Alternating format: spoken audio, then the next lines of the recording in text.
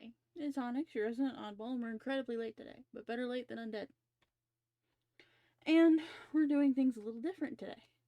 Ron is currently using my Xbox controller to play Final Fantasy X, and the other one we have is in the garage somewhere still, and it's in the negatives outside, so I wouldn't want to take it out and use it right away anyway, because cold is bad for electronics.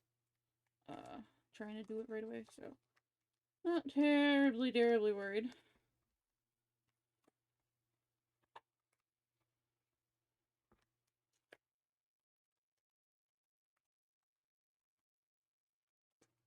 We went and ran errands and stuff today. Now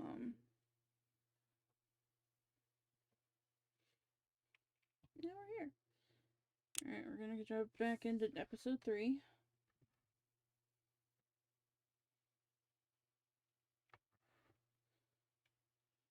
And apparently I was wrong and PS5 controllers don't work with the PC. So that was fun to learn just now.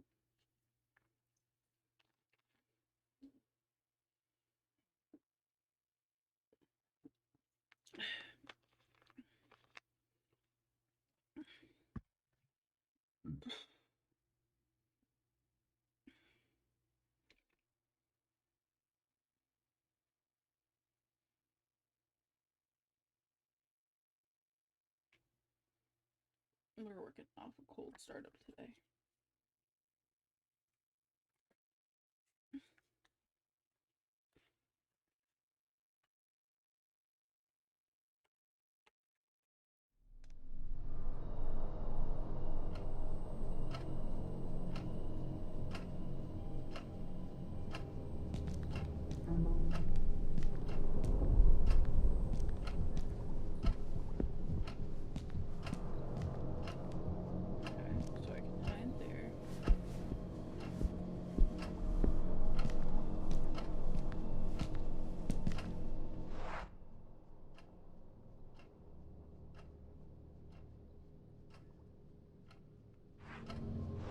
We didn't play yesterday.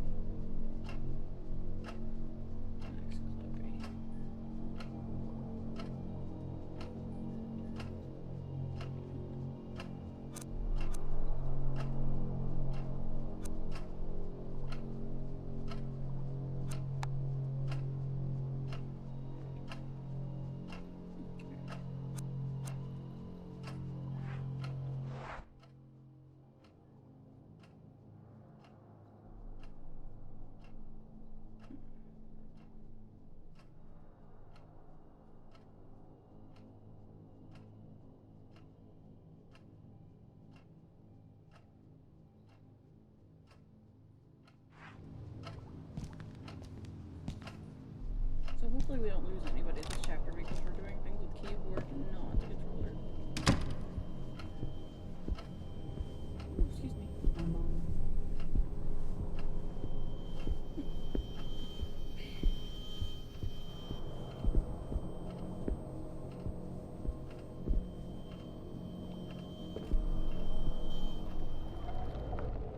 Nope, that's ookie spooky.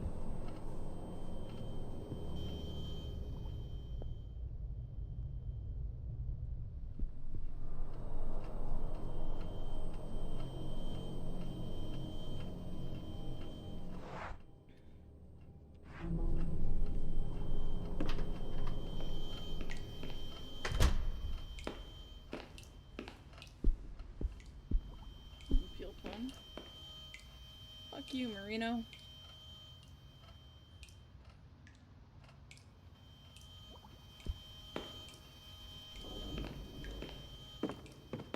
Emergency exit door for Professor Husher, and because Omar would come to find me, I would just run out of here.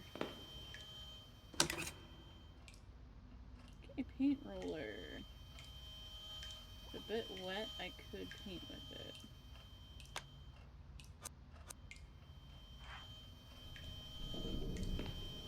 The only thing I'd achieve with this is breaking the roller.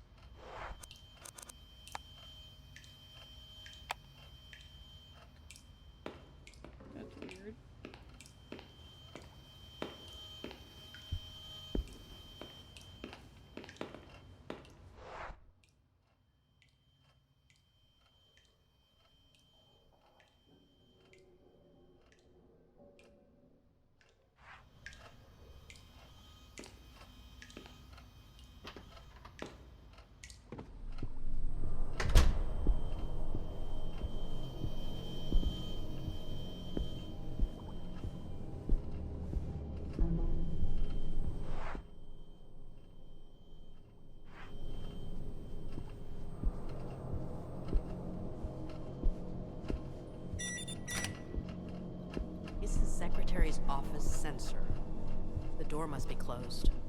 No shit, Sherlock.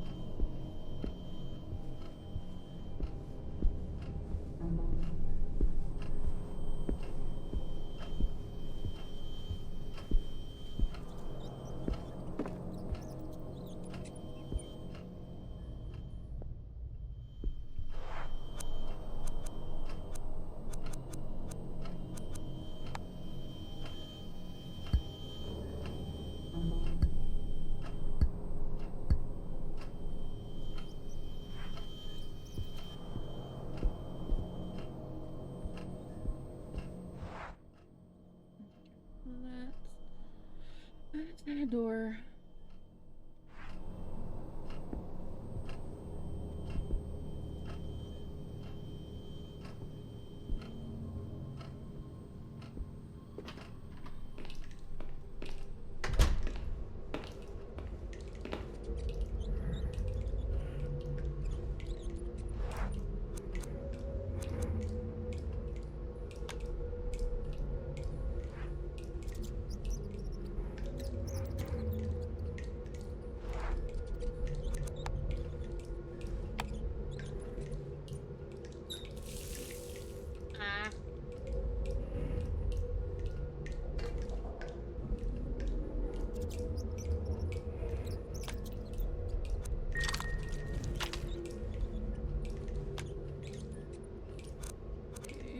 Soaked in red paint.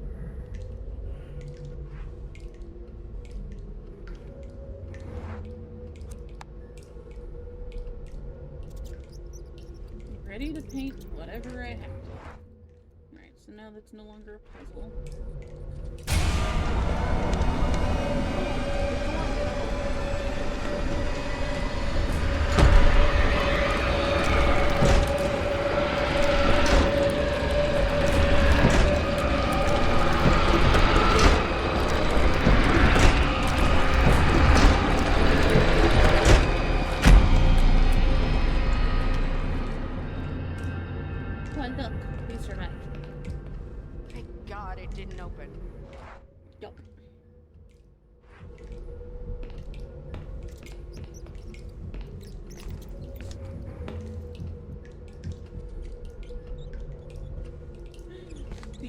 The untextured rat was something else, man. Alright, now we gotta check the women's bathroom. I don't know why it didn't click for me before, like, hey. Water plus dry paint equals fixed paint.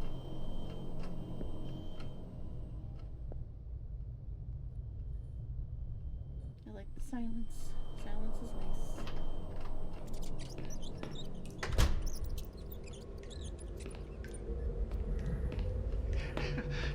Help me.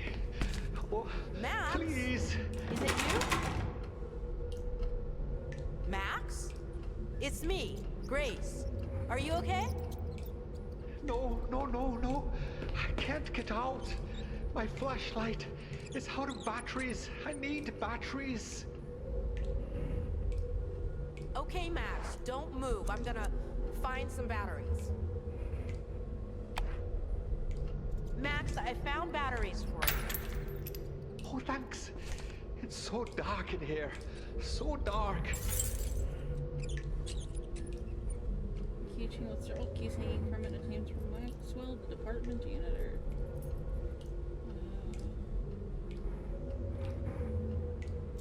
These keys are for the research rooms.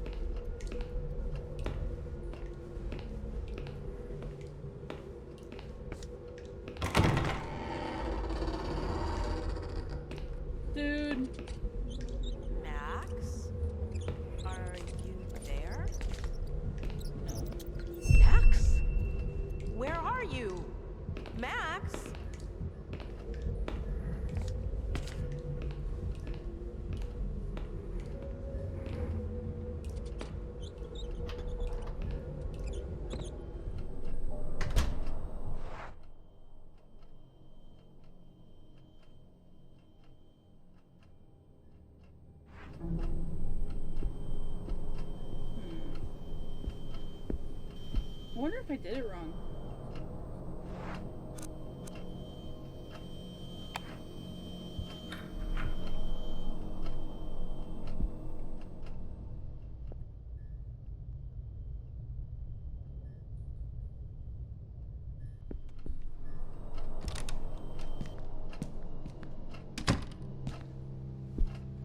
At least she's holding it right today, because Saturday she was holding the flashlight backwards. Microfiche reader, there's 3 in the newspaper archive. Professor Kushner usually wears clothes that look like this. Okay. Yet another typewriter.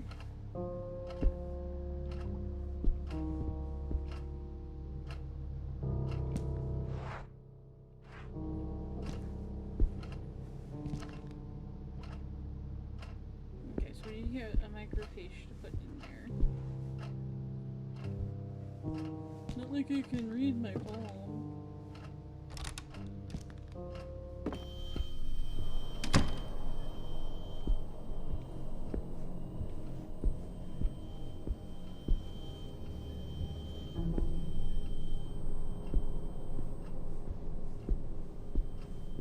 Can't get in there, the boxes weigh a ton.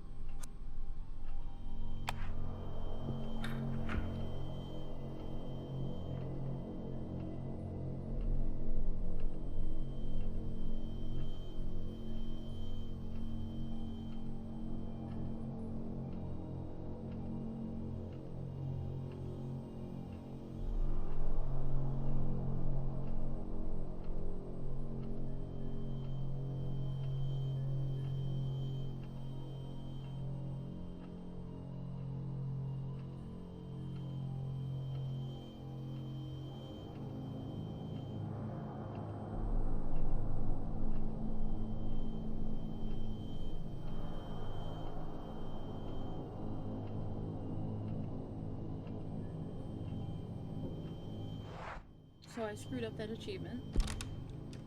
I was supposed to put the wedding ring under the door before the batteries. That's fine. Well, there's a film scattered about everywhere. I can't imagine Professor Husher found anything useful here.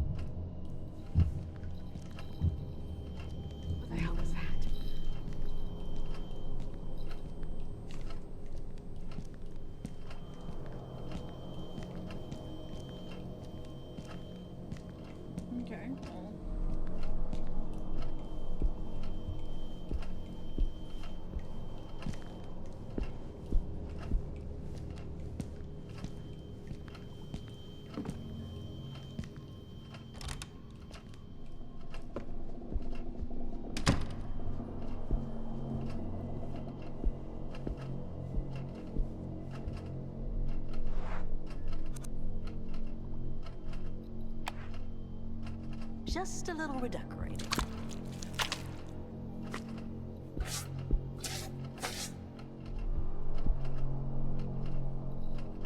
I'm not sure Hopefully how I got the well damn thing to stop working. that would actually work, but alright. We're gonna check the other rooms quick.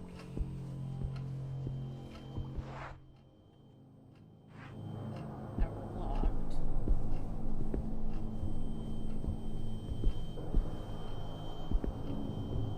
This always sucks for this.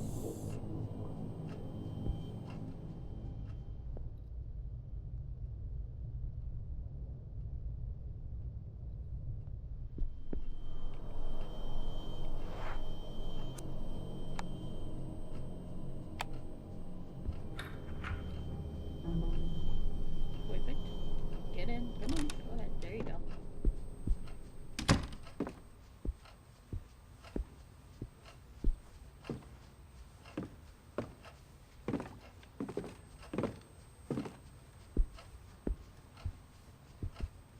Think these materials here belong to Professor Lowry? What a bitch. Just as well. I passed her classes ages ago.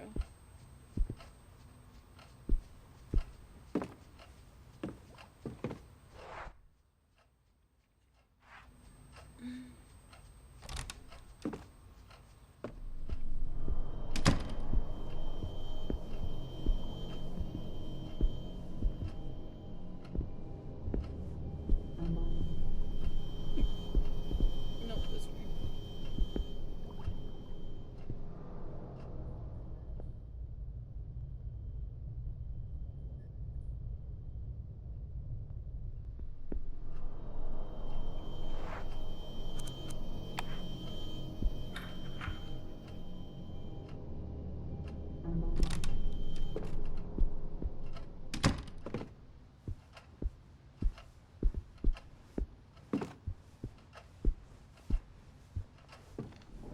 Something on the wall first there.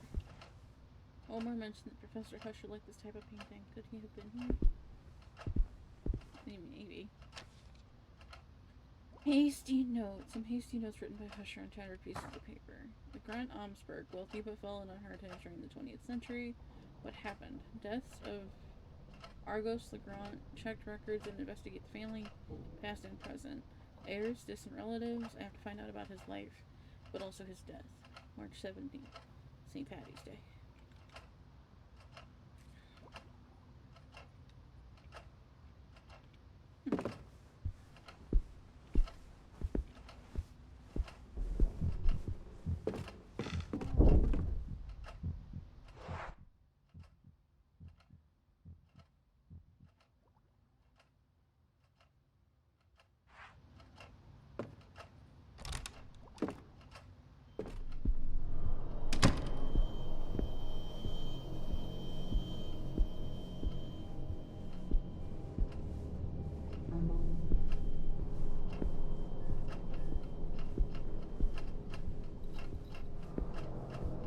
In the microfiche room to see if there's anything in there.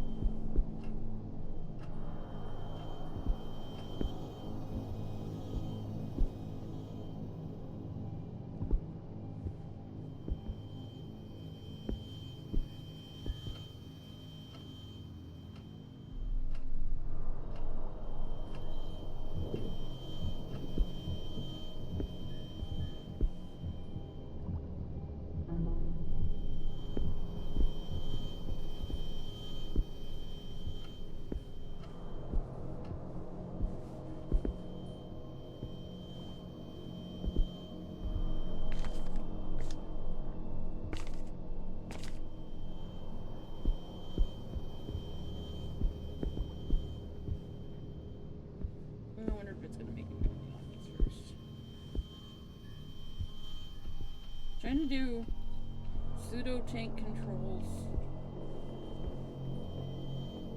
on a keyboard is wild. Just saying.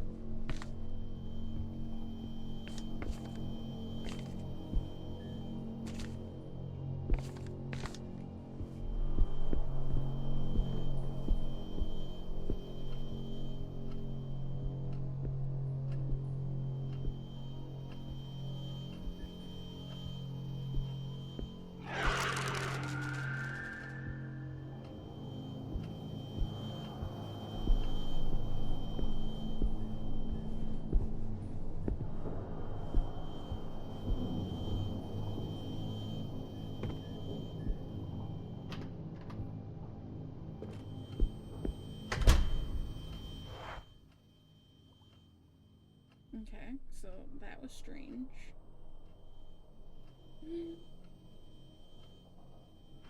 Alright, now I guess we can go to archives.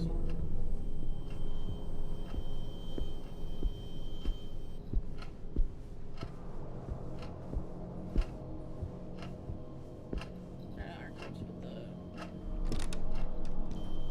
receptionist office.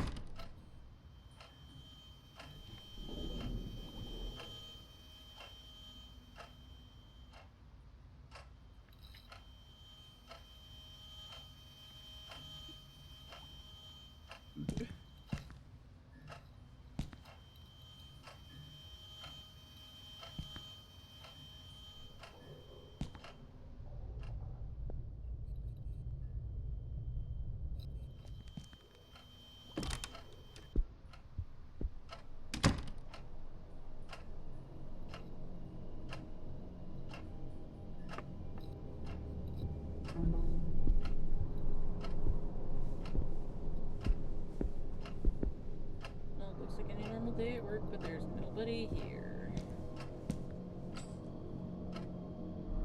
Small key made of hard plastic. Must be a key for a desk or a drawer.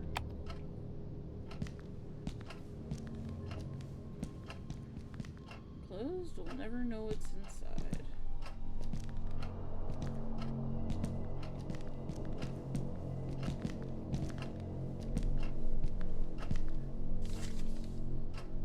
Record sheet from the newspaper archive. A record sheet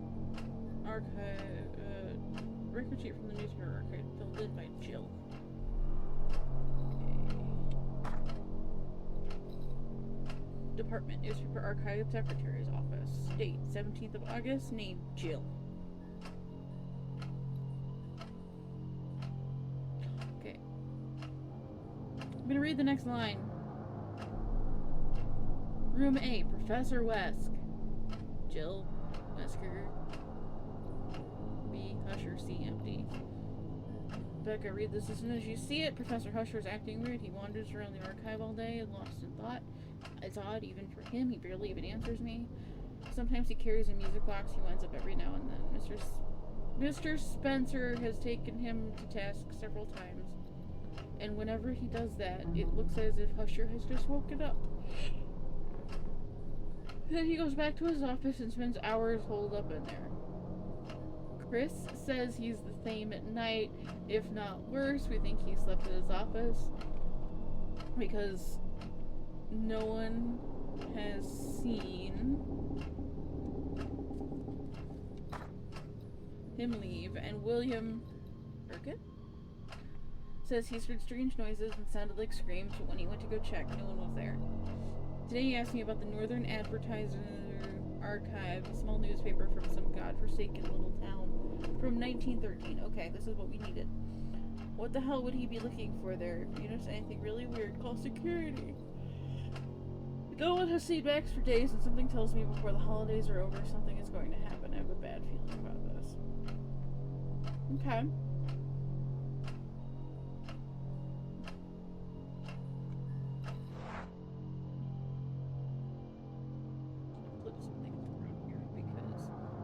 It is in the dark and sometimes it gets hard to read.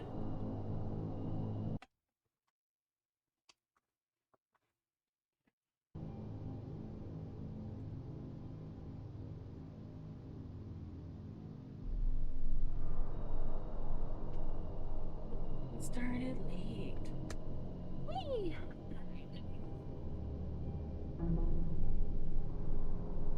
So this way I don't fry my eyeballs.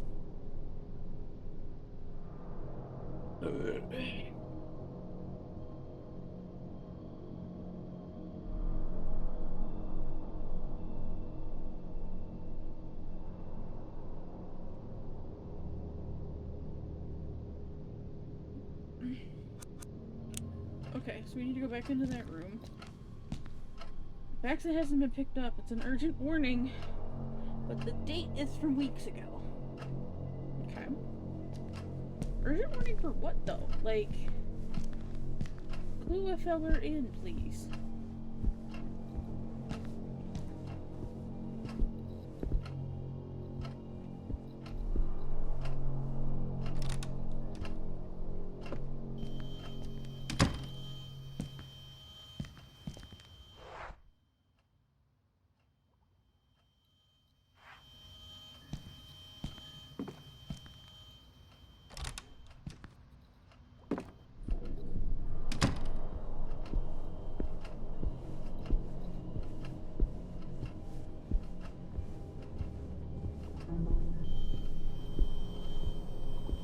Sounds like a fax machine running.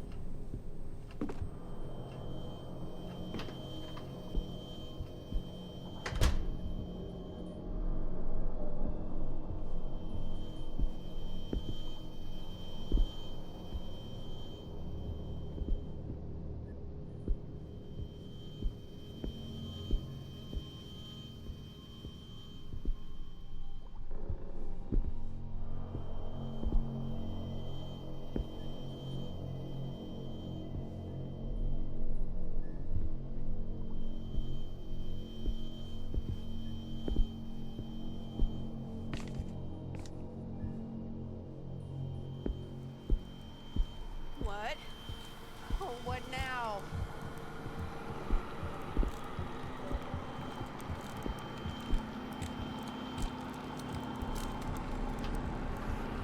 Oh, shit. I'm freezing.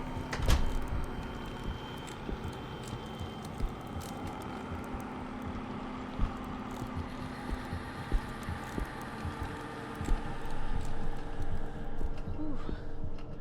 Thank goodness. I could barely move. I like how the mocap with the voice like no.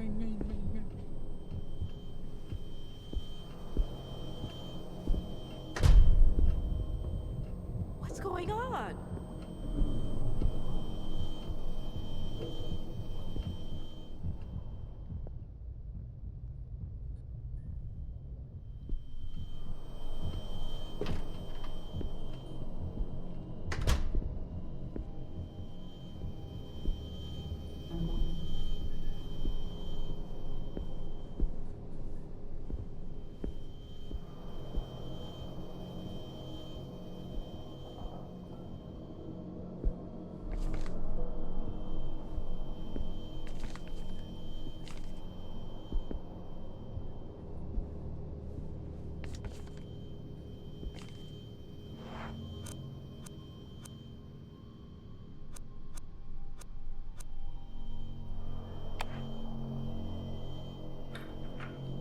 Yay! Microfilm. Small scale copy of a set of journalist documents. Microfiche are amazing. They save so much space and last much longer than paper.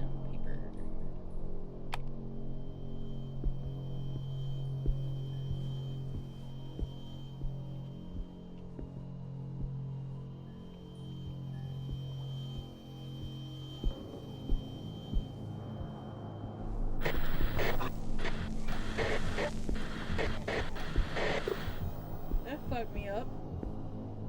Alright. So we leave the room. Go left, go. No.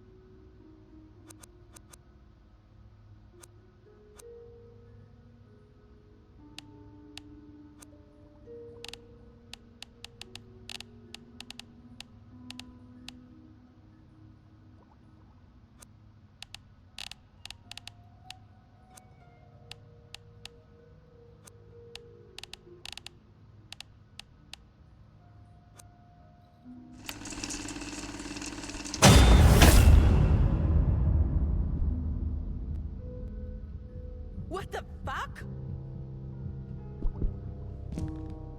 Damn, it's busted. Okay, so move the dorm to the left.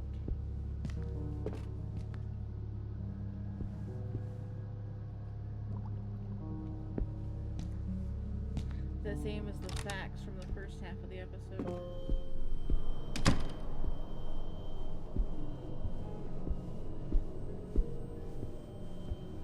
Ooh, that made my tum-tum hurt.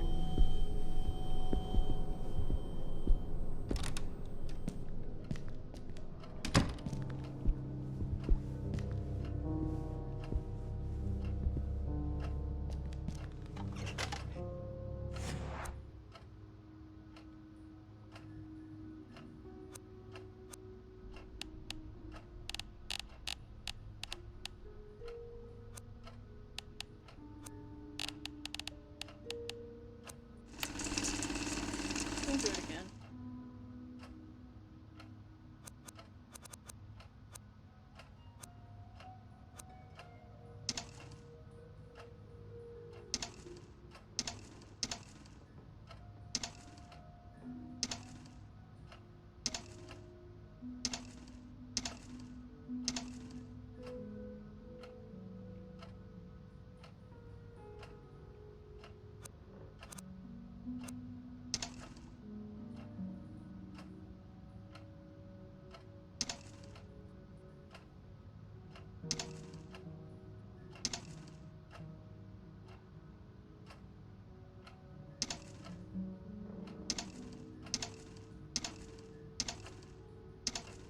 No, rainbow.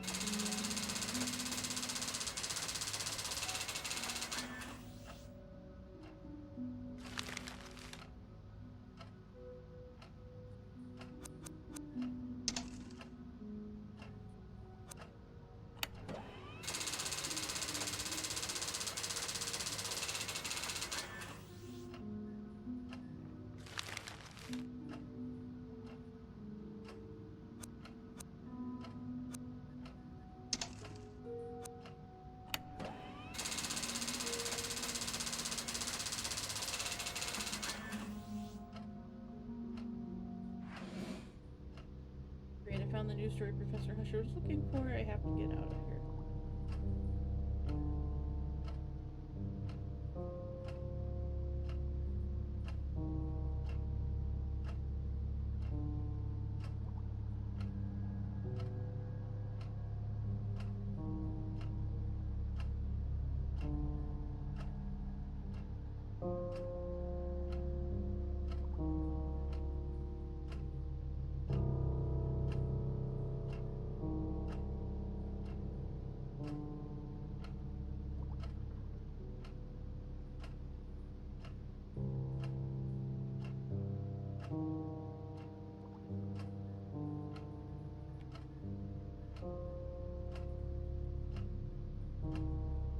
News about Argos Legrand's death printed from microfiche.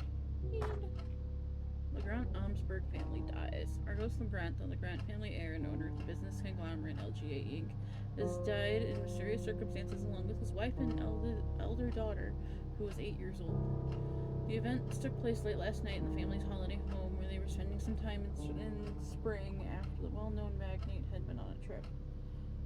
Although the authorities have said very little in their public statements and the lines of investigation are open, the strongest theory so far is that the family has been the victim of a violent robbery, with the only survivor being their youngest daughter, Ariadne, who is safe and sound under the care of police officers.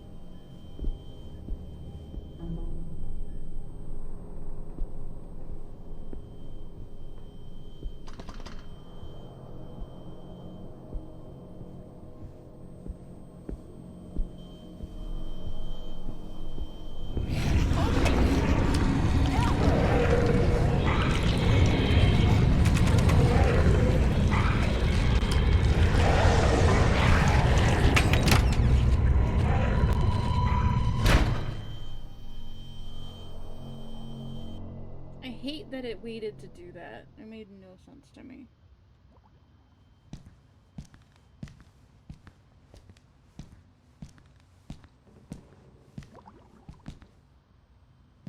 There's something here. A note from a certain Sylvia that says, Professor Husher, remember to pick up your typewriter and the rest of your belongings from the library desk. This is the university library. If you need your own space, you can use your office. If Husher left documents in there, it may be worth taking a peek too. This might have something to do with Husher's investigation. Let me see. Oh God, did you read that? Argos Legrand, heir to the Legrand family and owner of the LGA Incorporated business conglomerate, has died under mysterious circumstances along with his wife and 8-year-old daughter. It occurred last night at the family's holiday home, where they were spending part of the spring after the famous magnate's most recent trip. While police remain open-minded in their official statements and maintain that all lines of inquiry remain open, popular theories suggest that the family fell victim to a violent robbery, leaving the younger daughter, Ariadne, the sole survivor. She is currently safe in police custody. Oh my God, they're all dead. This is a dead end. Husher left some documents at the library. Maybe there's something there. It's all that's left to check.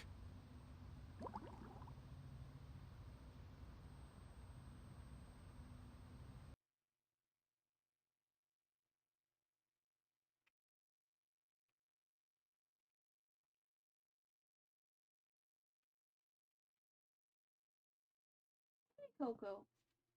Hi, Peppy.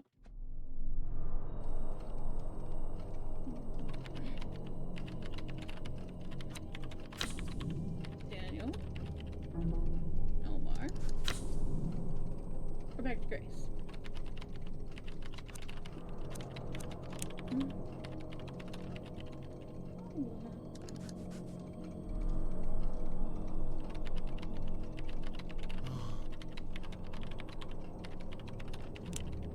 I'll go take a look. You check out what else is in that notebook.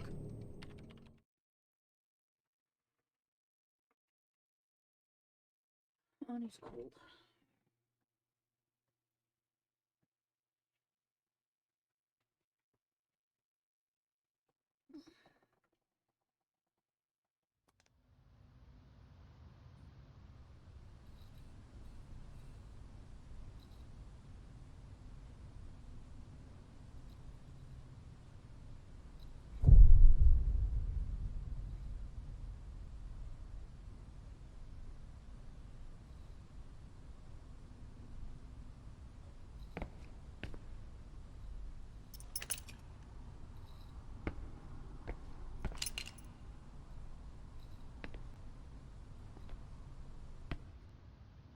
It's too quiet, even for a library. Oh boy.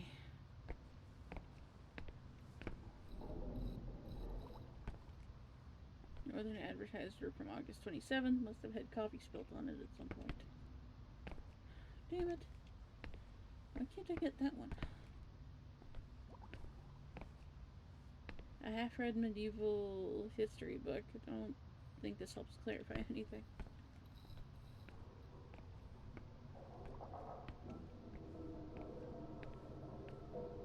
Oh, I don't like being in the stacks. The library fucking freaks me out.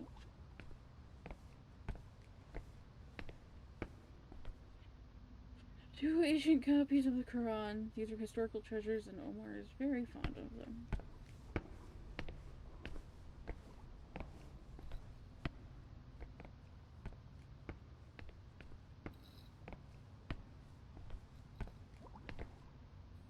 Great if you need info when it works, of course.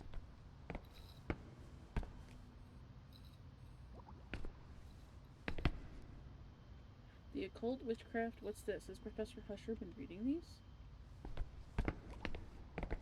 Notes have all been crossed out. This doesn't help to clarify anything.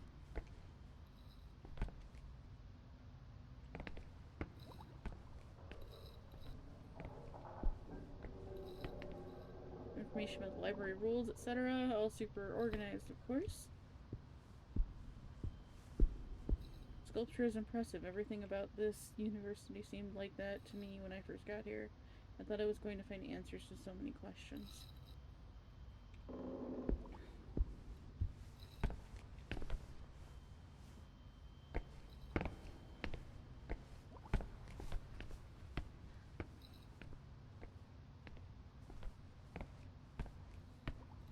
I don't like how big the library is, and I don't like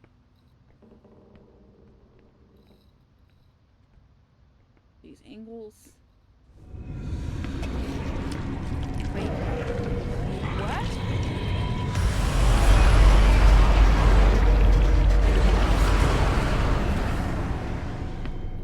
Ooh.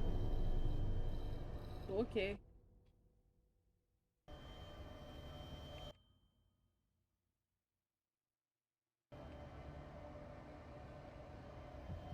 Shit. Where did that thing come from? No word. It's getting stronger. Gotta be careful.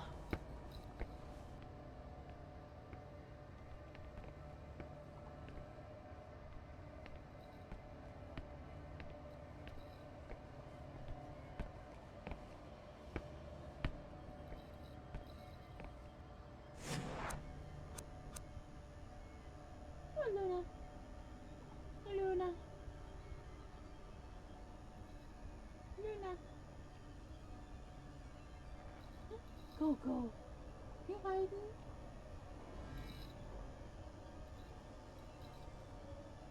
I tell Coco to come here. And she scratches her butt. Hi.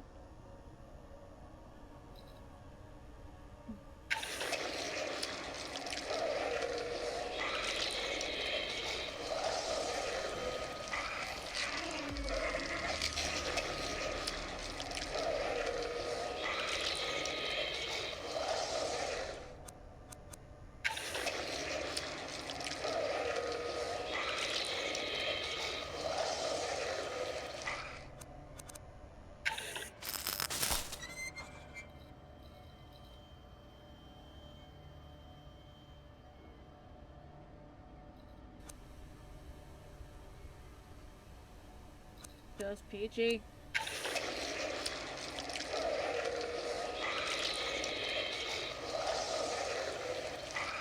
I don't like that the night vision makes it visible.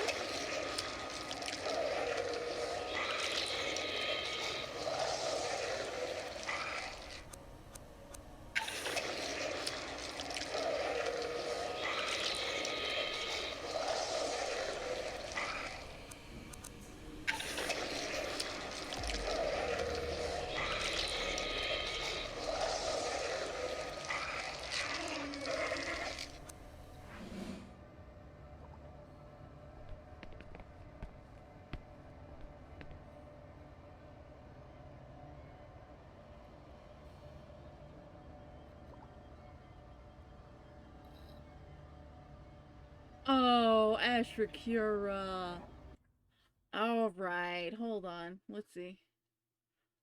How long is it for? I think it's like 5 minutes. Also, hello, my dear.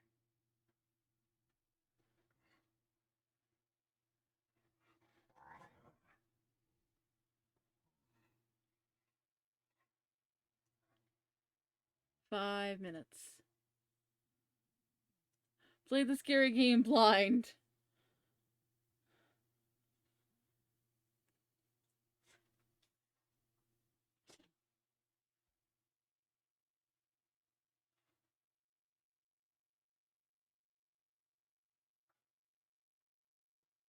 Okay, so we're at 50 minutes. Alright.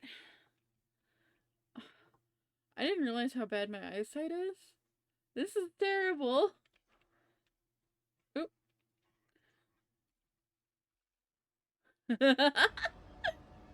Oh no. This is gonna be a lot of me getting grabbed by the presents, isn't it?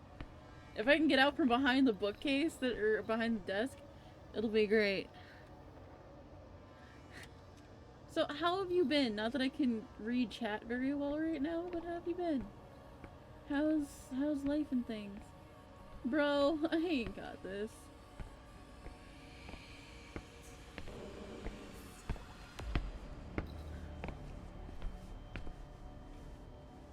Ah.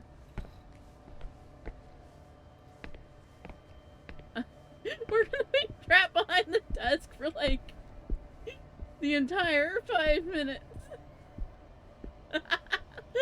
Oh shoot. It doesn't help that I'm doing this on keyboard either, and it's got tank controls.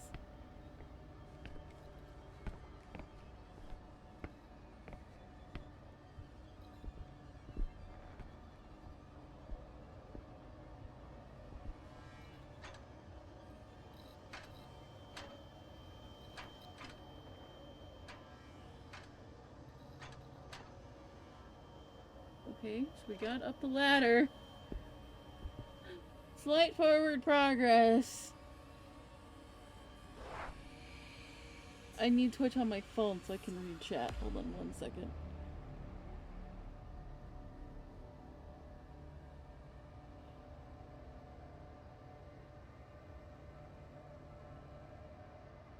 You could never leave. I'm enjoying this. I'm also meh. I'm also going through a lot. But I love you and I'm here for you. And I know I don't know if you have a Discord back up yet or not. But if you do, DM me on here and let me know. I am so afraid to move. Like...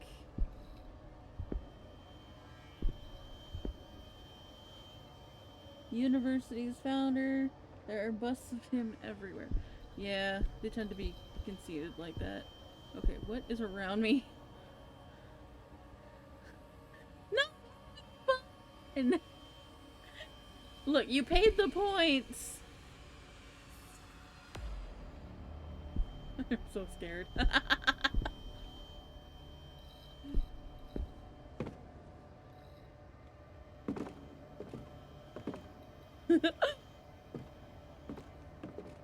Once it says I've been live for 55 minutes, then I can put my shit back on. But until then, I am fucked! Oh, thank you.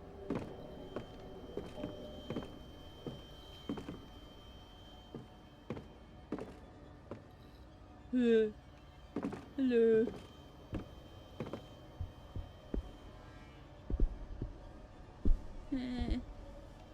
Okay. Don't get too close to the books, Clarice. No, your name's Grace. Calm down.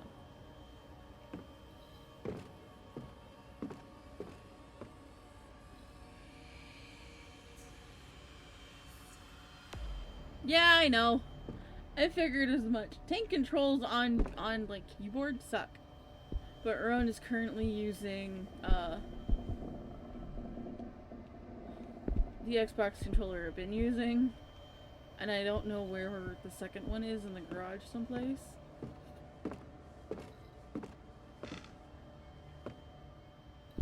You know, I've been covering some decent ground here though. I made it all the way upstairs. So that's something.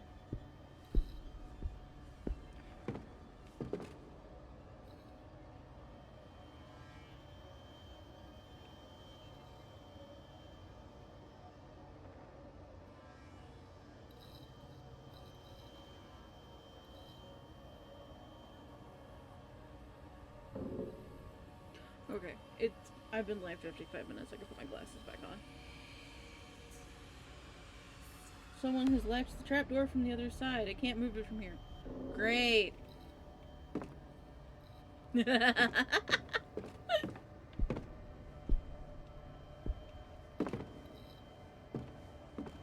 I'm glad it was worth it. Because I have to avoid this stupid ghost thing.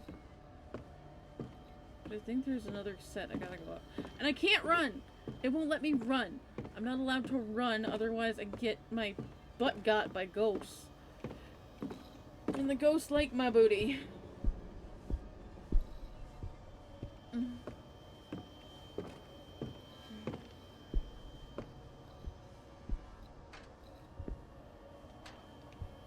Is there another spotlight? For a globy guy?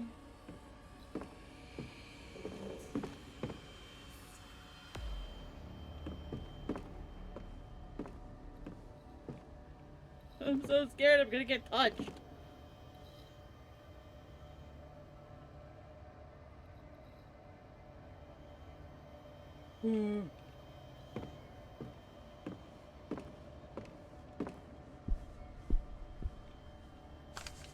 Ha! Here we go. Now I'm safe because I'm reading.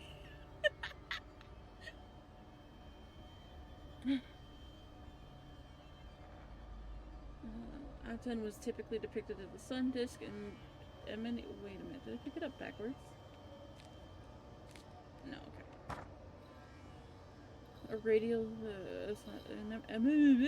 depicted as a sun disk emanating a radial series of arms ending in hands. Each hand held an ankh, a symbol of life, and collected offerings. Although no anthropomorphic images, otherwise common in Egyptian mythology, have been preserved, some of these sun disk depictions have been. As part of his religious revolution, not only did Akhenaten get rid of all of such humanoid depictions, he also created, according to many Egyptologists, the first monotheistic religion. He named the pharaoh as the god's sole representative on earth, thus disbanding and discrediting the priesthood. Although these changes could be explained as consequence of the turbulent political situation of that time, the truth is that there are gaps in this understanding which scholars have not overlooked.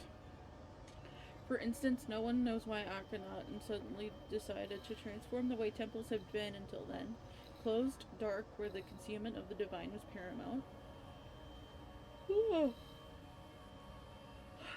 into expansive open-air temples where good lighting was the most important thing. There are also strange depictions where Aten is replaced or perhaps opposed by a dark anthropomorphic figure also emanating a radial series of arms, but in whose hands the ankh does not appear. Sometimes these radial elements where arms do not have hands and have an ending blankety blankety blank. Interesting.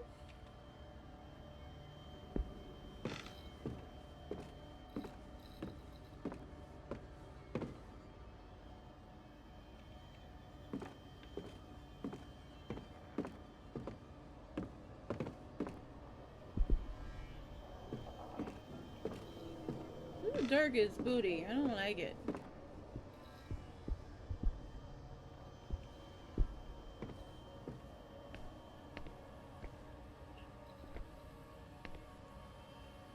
Omar laughs at me for not knowing that this painting was of Ivan the Terrible.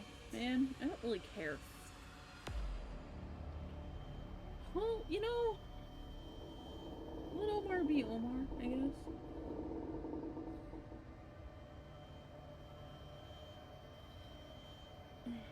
Assuming the gamer position, damn it. I do appreciate you being here and stopping in and everything. I think about you all the time.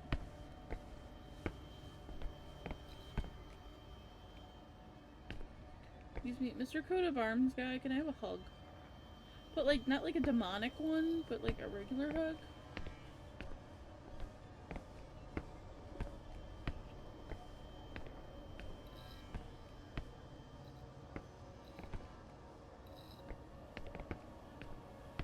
I can't get up there. That way is blocked. great library balustrade. Pretty.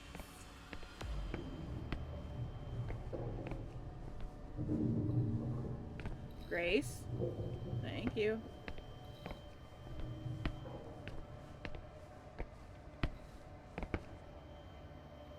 I don't like how they look like eyeballs.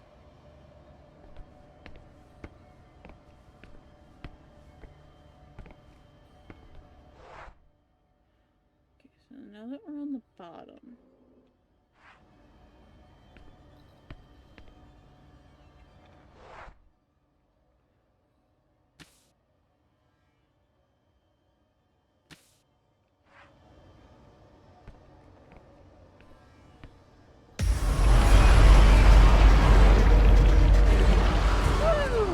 Oh my god.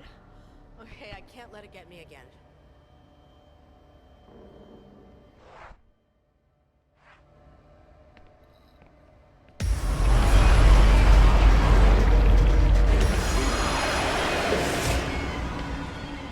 Well, Grace is dead.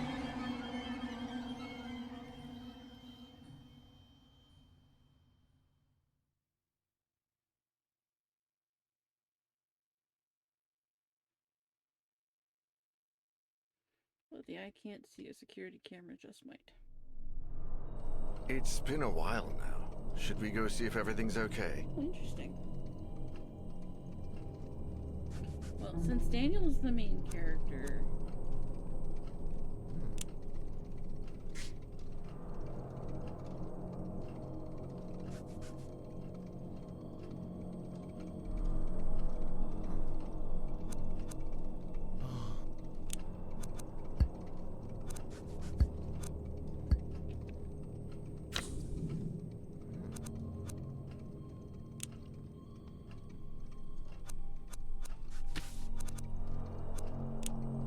Grace is usually pretty fast. I'll go check up on her.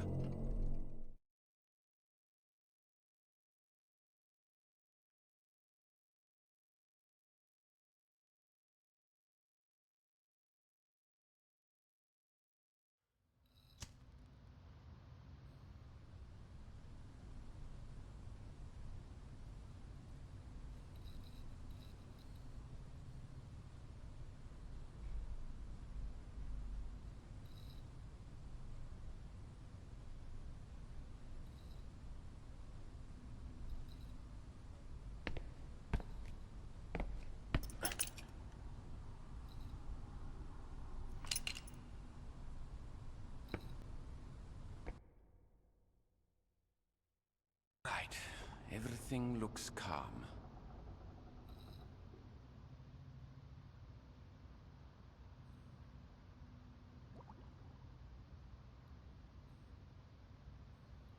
Okay.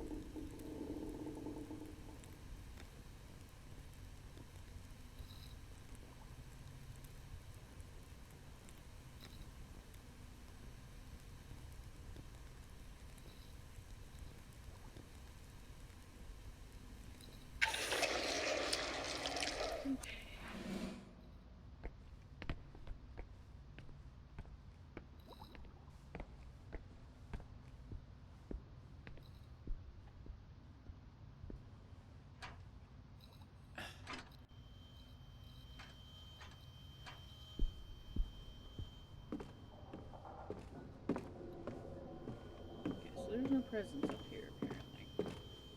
I don't think.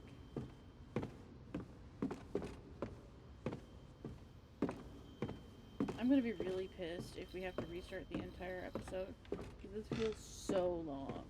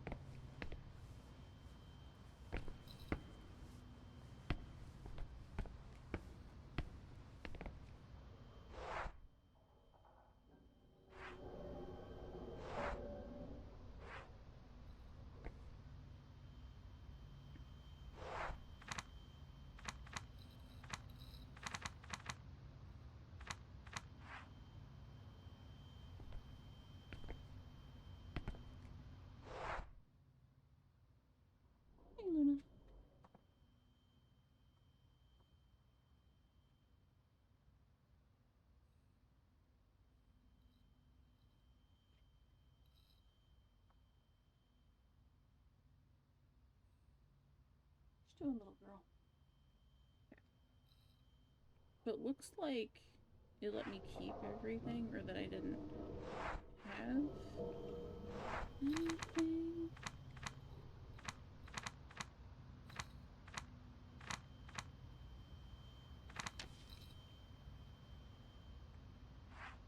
Okay, interesting.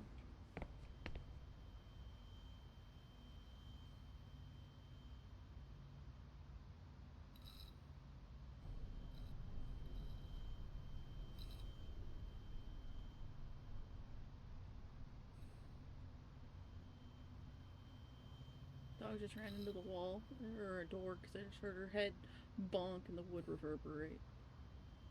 Okay.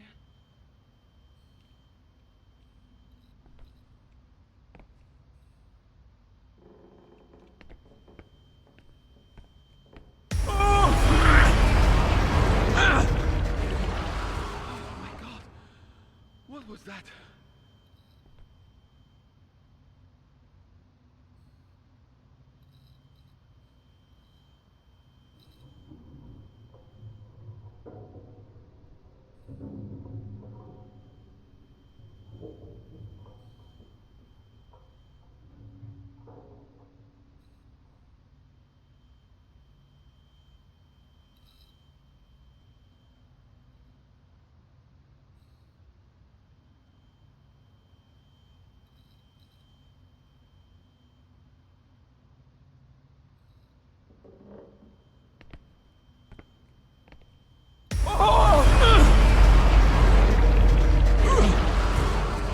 If it gets me again, I'm doomed.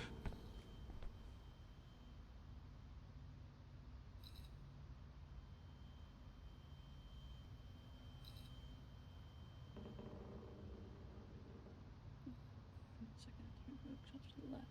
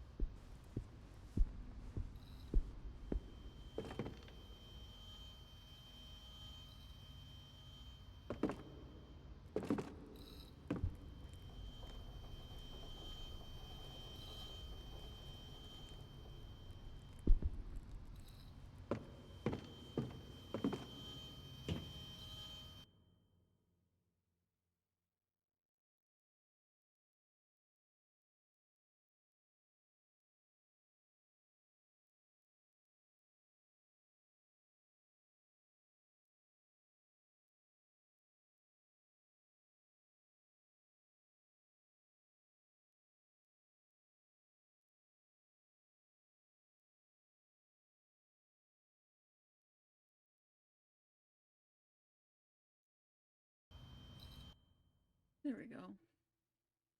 That's better.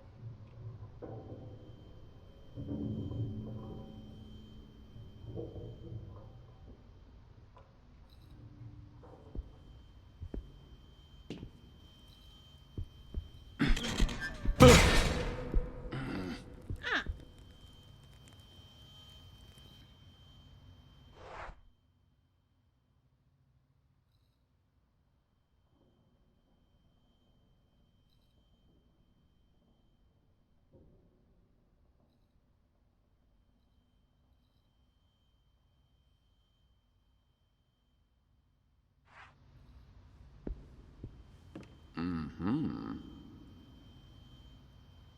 Turn it back on then, please.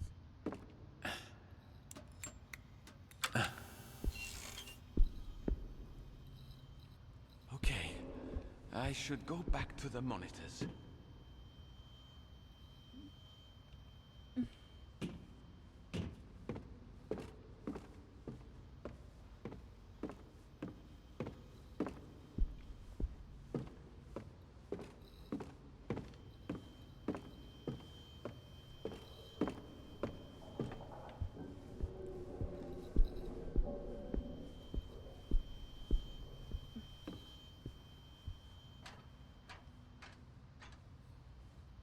My heartburn is so bad right now.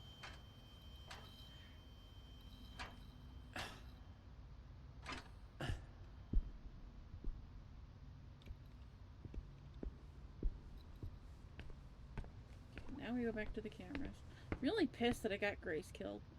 Because we did 2 out of 3 parts with her really well.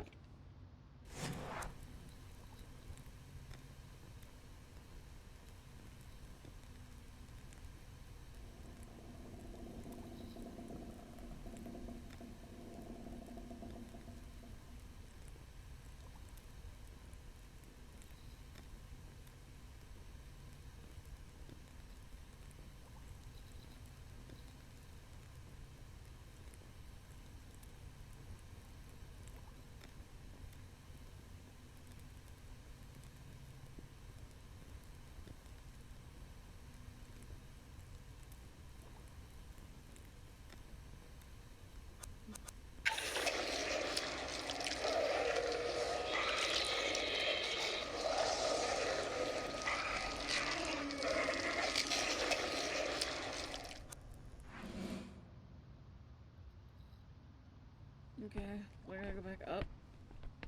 No.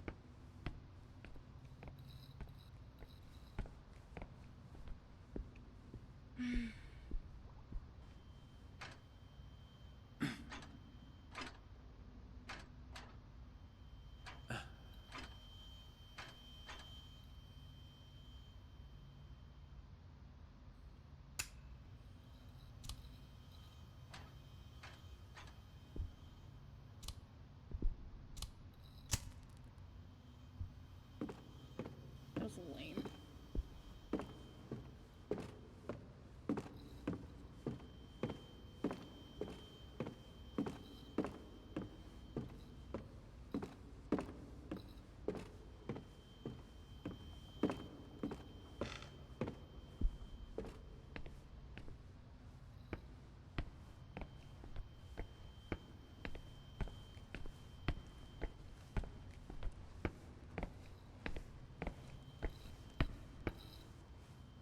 Nope. Come. Wow, more.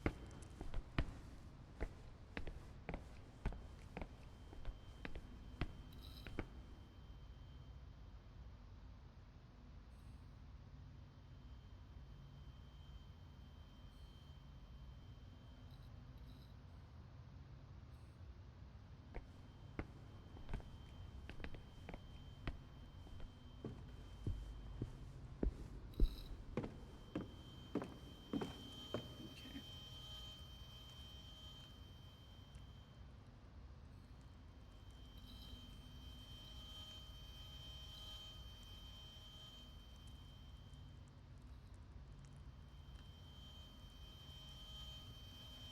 Oh, I think I need to go to the other way this time.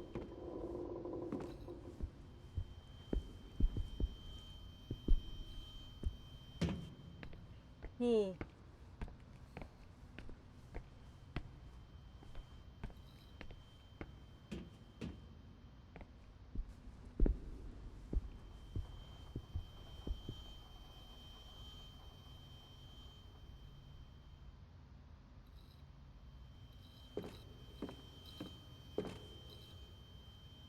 Moving into the middle, stay away from the narrator characters left.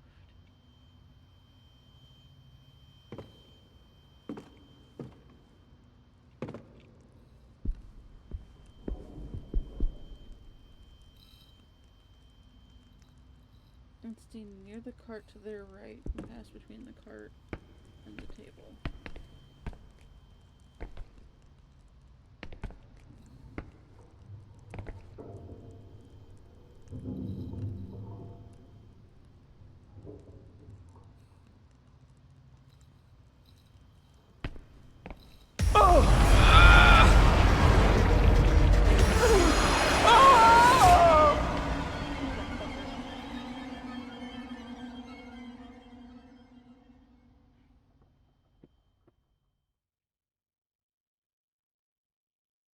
I followed what it said. God damn it.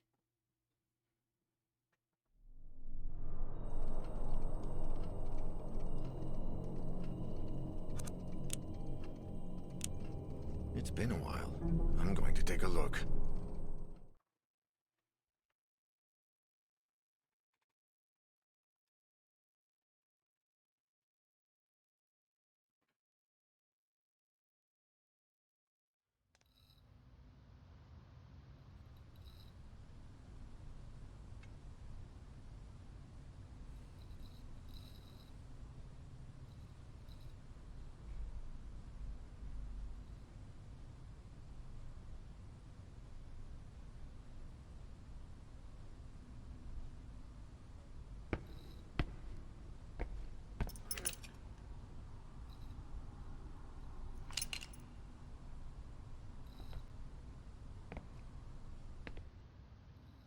So, I just have to find the desk Hasha used.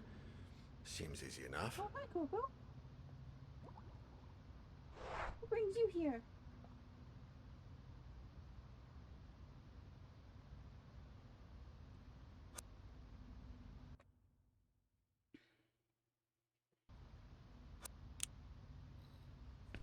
Okay.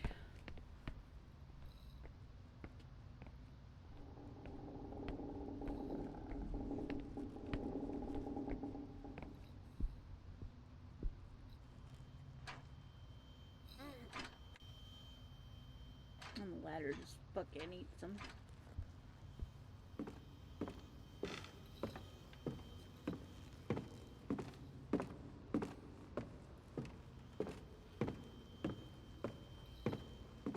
The shitty part is we're close to the end of the chapter.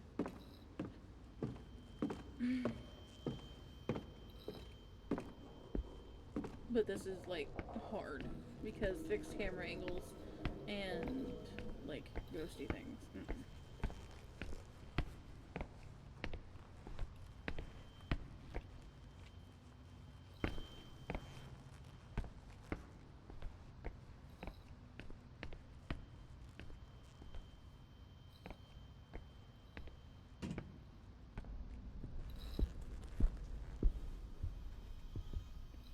Daniel's leather jacket is squeaky, holy shit.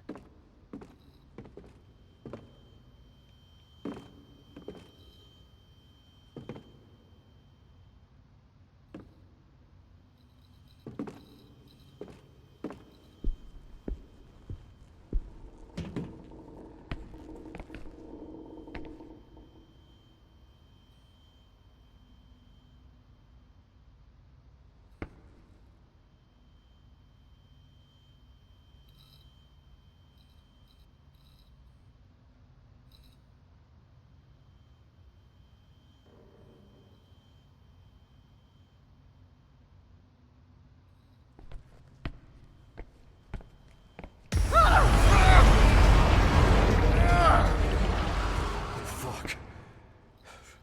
Right, and you thought it'd be so easy, didn't you?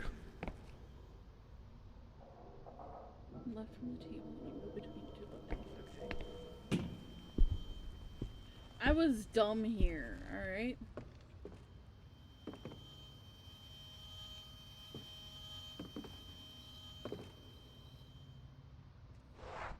Yes? Hi!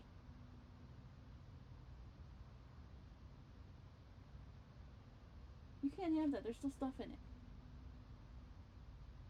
Coco's trying to hide behind the comforter and pretending I don't see her.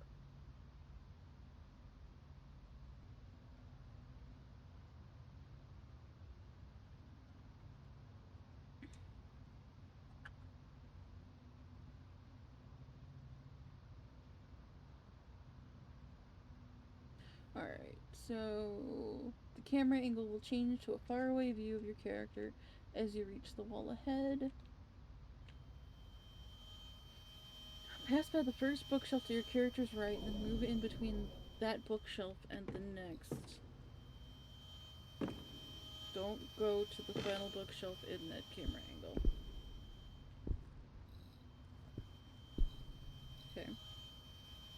When the camera switches to show your character in between two bookshelves, walk to the center, and in between the two tables in the middle.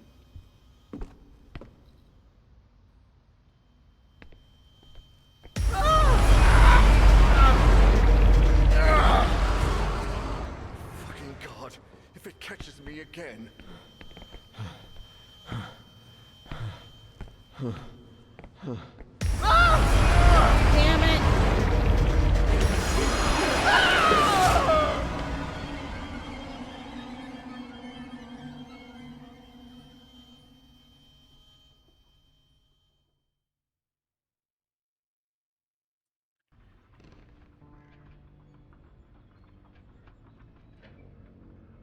Now, is it the whole chapter or just this last segment?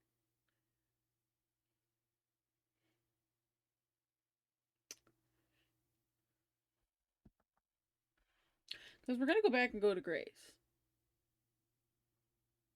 That had not been a nightmare. I was awake. For certain. No. A hallucination.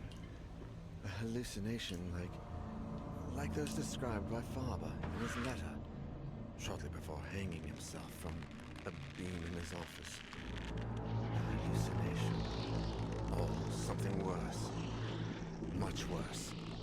Had it done any good to return the music box to its owner? Husher might have the answer, but his whereabouts was still unknown, and his trail seemed to have gone cold as the days passed by.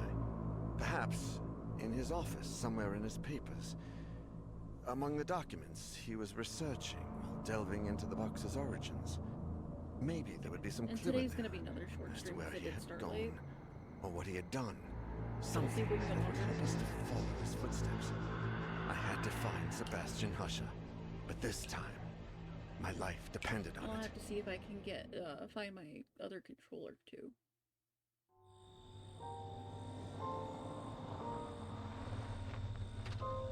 Grace, a PhD student and Husher's mentee, and Professor Nasiri, one of his associates, gladly agreed to give us a hand with the search. They used to stay up late working in Husher's office, so that seemed like a good place to start. We had no idea how serious the situation was. If we'd known about his family, those poor children. I hope we can at least find out what exactly he was after and where he went. There are some papers on his desk that haven't been touched since he left. We have a good chance of finding something there. Lately, I feel like something odd has gotten into Professor Husher. I mean, apart from his usual oddities. He seemed anxious about something and looked like he hadn't slept properly in days. No offense, Mr. Nora, but it looks like it's the same for you. Don't worry, none taken. I'm well aware. This is his desk. As you can see, there are a bunch of documents he uses as research for his novels. It's all here. We better take a look at his computer and the shelves, too. The sooner we get started, the sooner we'll find something out. Look at this here. There are some notes where he mentions the music box, but I can't quite understand what he means. AA375 is underlined. AA, that's how the documents in the Donations and Biographies archive are designated. Maybe he was looking for something there. Biographies. Let's start with the archive, then. Where is it? Donations and Biographies are on the basement level. I'm sure it will be closed, but we can easily find the janitor or a key. It's not a very busy area.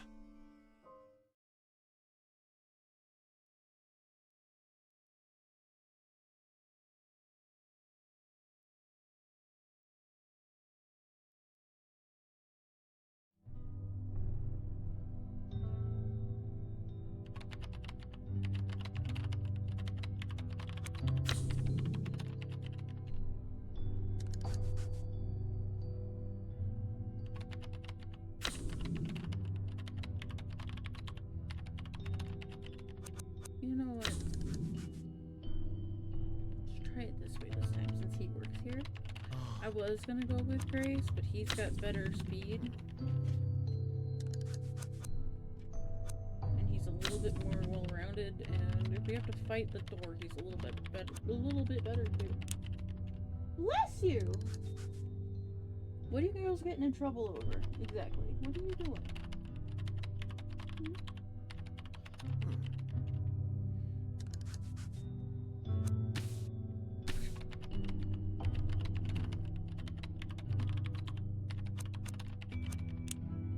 Let me go. I know the place. You keep searching this area.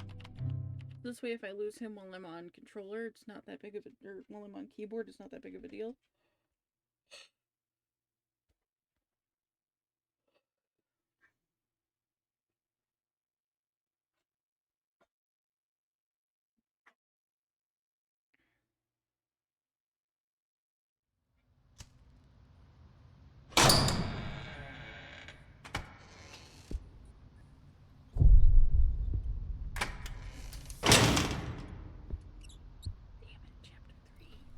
This place. There's something in the atmosphere. Something evil.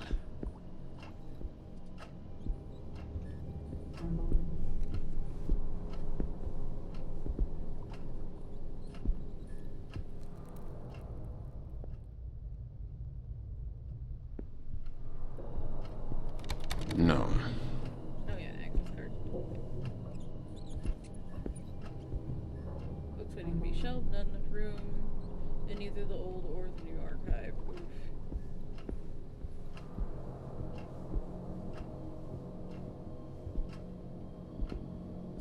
I don't know whether people come here to do research or get food.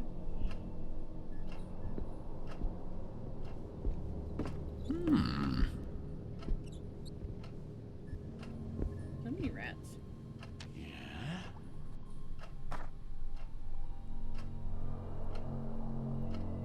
Okay, so Marino as Merino. He's always the same. That man needs a therapist. Grace hates these fax machines since they're old-fashioned and email is the future. She might be getting a little overexcited there. Well, actually, dude, she's very right.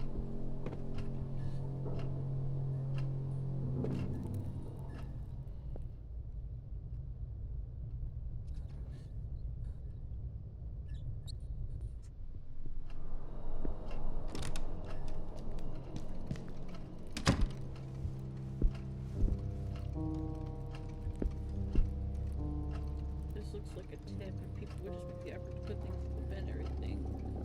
Even just certain convenience.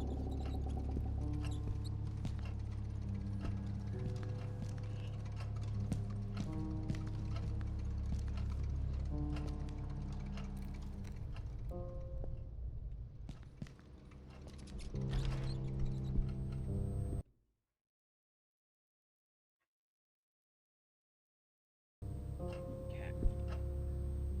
Paperwork, nothing of interest to me. Professor Dunn is one of the most highly qualified teachers we have. I like seeing the other perspective here. Seems big enough to hide under. I don't see anybody on campus. The summer renovation work is very far behind. Girls, take it easy. Notes by Professor Dunn about the academic research. Interesting, but not helpful at the moment. Dunn has set up his own semi-private library here. Every copy has been meticulously chosen. 12:30 exam on Wednesday the 16th.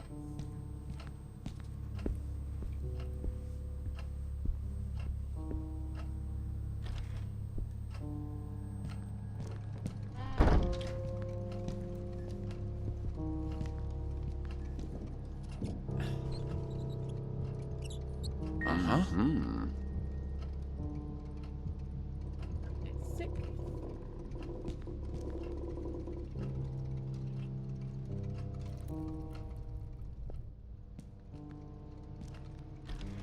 And the other one's a size 8. We need the size 6.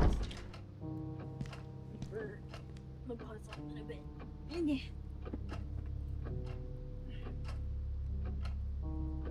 Records of former students? What would Marino need these for? I don't think the dean would be amused to know the professor keeps alcohol in his office. I'm not sure of a college professor that doesn't keep some sort of depressant or stimulant in their office. Let's be real.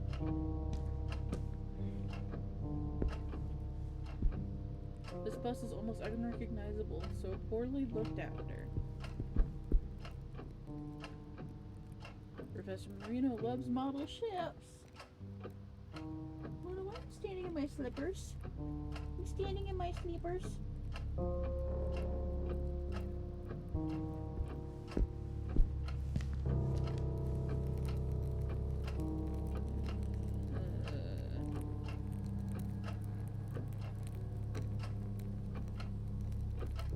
French.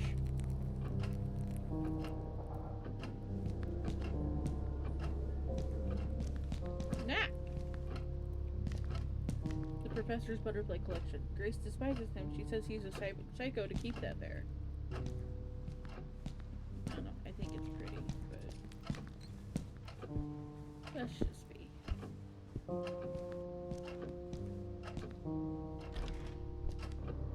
See how far we can get in the next chapter.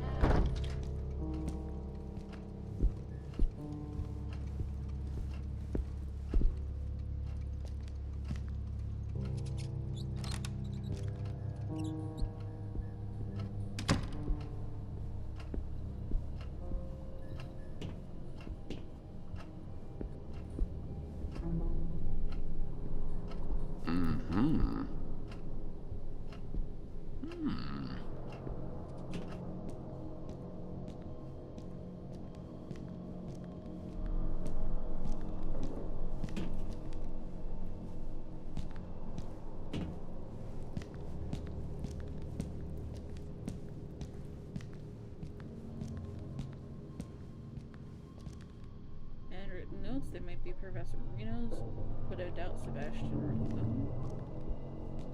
Bloody hell, what happened to all these boxes?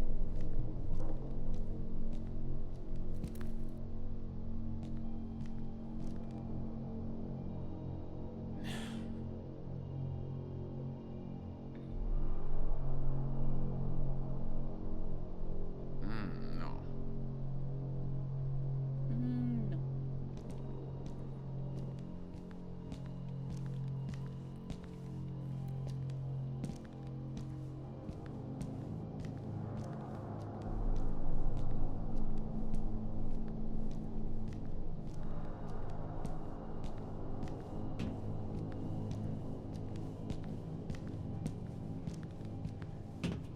What?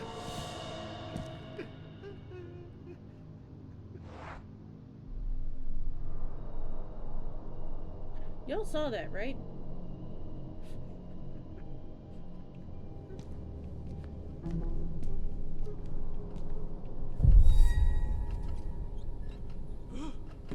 Yep, that was awful.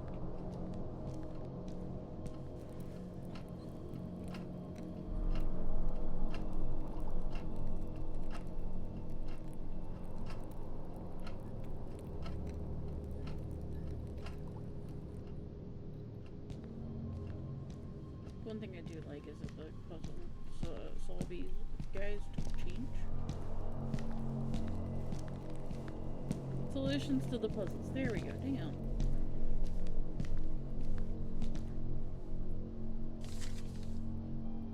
Hit 3. The Mad Hatter. It's Marino. Because he wears a top hat.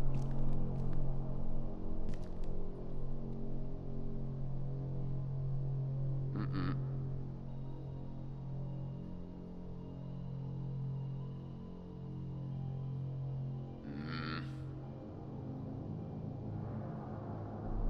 Wait. There's something here. Mm-hmm. Belongs to Max. Controls the access to the restricted areas of the arcade.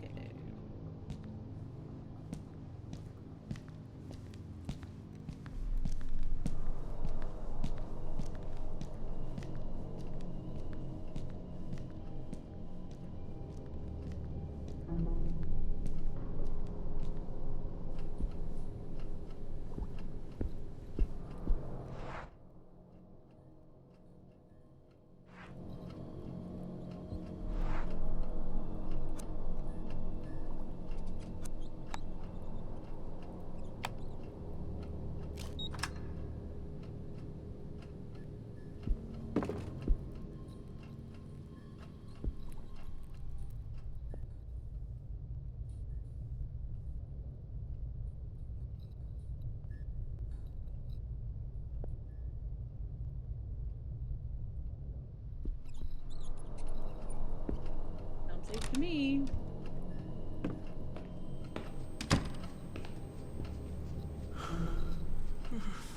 What is this? What is it?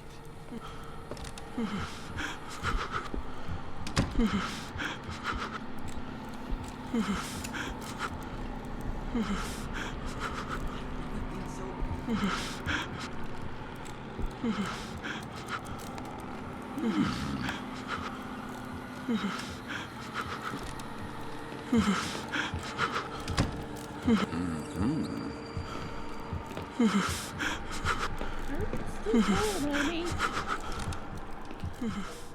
What was that? I don't know. It's on me. F is for flashlight. It's good enough for me. There we go, Jesus.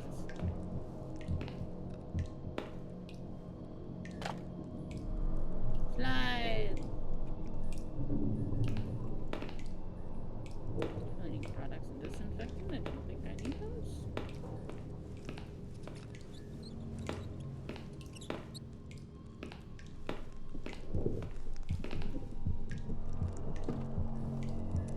Random tools. I hope I don't need to use them.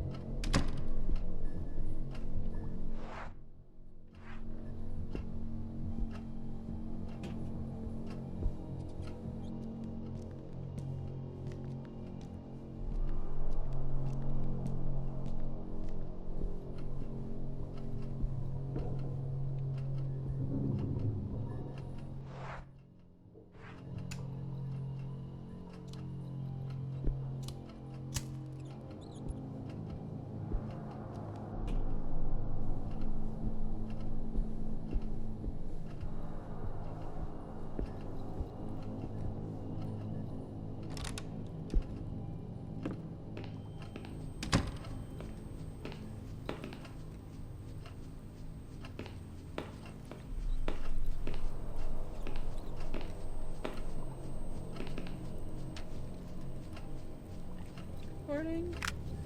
I just saw something weird as fuck. I was out having a smoke, because Miss Claire doesn't like me smoking near the books, even though the students do it all the time. When I came back, the slide machine had switched on by itself. Professor Husher once mentioned that the same thing had happened to him, so I thought it was just acting up again. I went to turn it off, and I saw there was a picture of the old archive door projected on the screen. Then the door started to open. I couldn't look away. And when it opened a bit more, I could have sworn I saw the control room from downstairs. And not just that, there was someone in there holding the release lever. It was me. I was in there. I pulled the cable, took the slides, and got the hell out of there. I followed you on, but now... Oh, I'm scared to go back downstairs.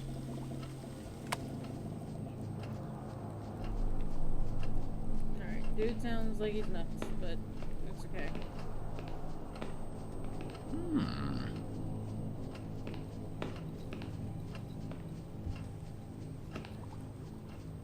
Sticky notes with reminders. It's stairway!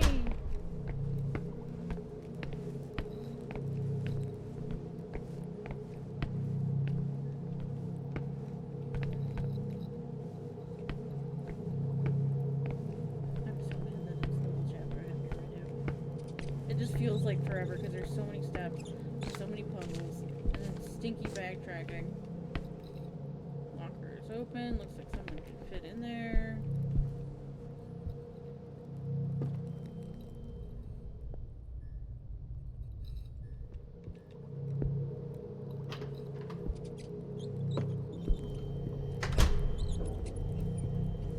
Tiny hallway. Should be fine. I hope to goodness it is.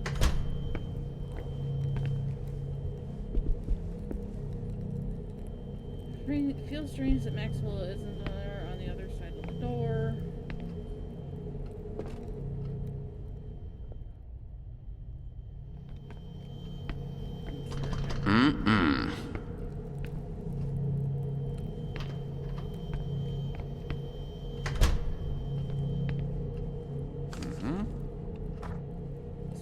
The door from the slides, I can see myself behind it, and now it's real and I can open it. The image from the slides is a door. I can get the chain off, but I'm gonna need the key. I need to open it or get out. It's also dark, but if I can get out, maybe there's a light out there.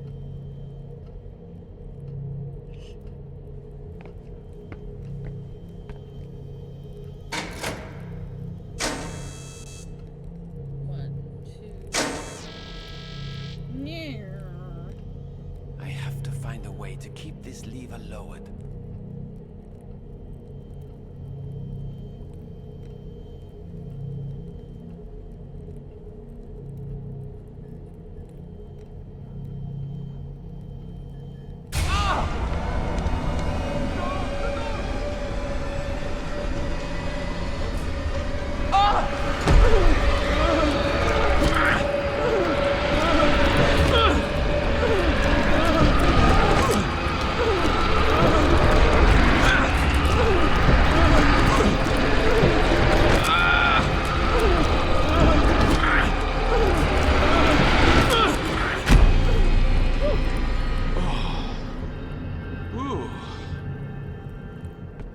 God is great. Thank you for saving me. Yeah, he's alright.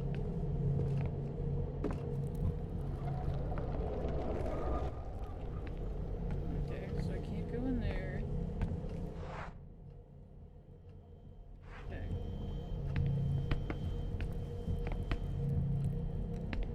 Will it help if my fingers are on the correct home room?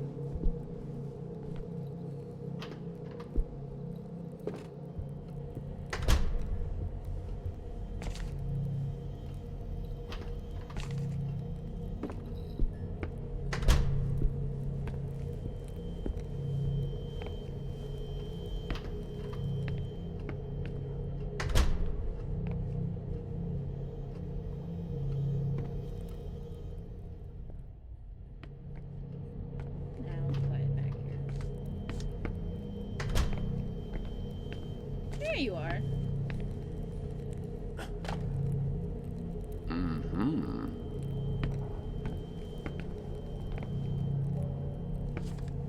Hmm.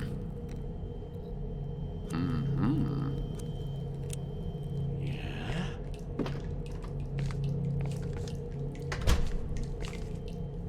Uh-huh.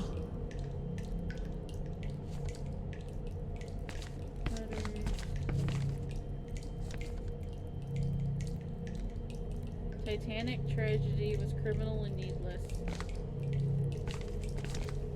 That's what the newspaper said on the table there. Which is interesting to see.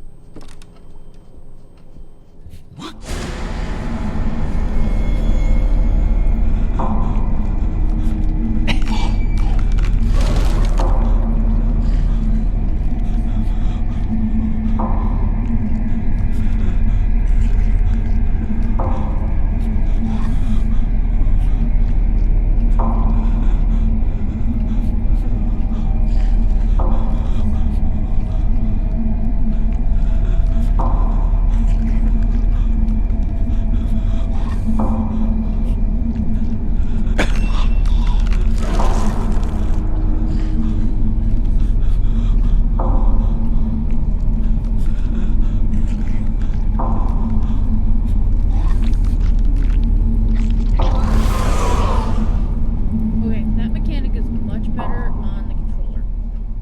I am not a fan of it here. God, if it hears me. Well, why are you talking out loud then, dumbass?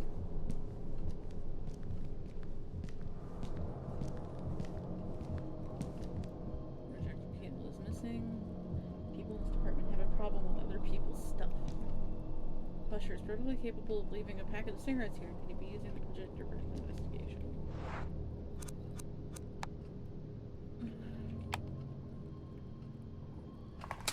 Auto loads my slides for me.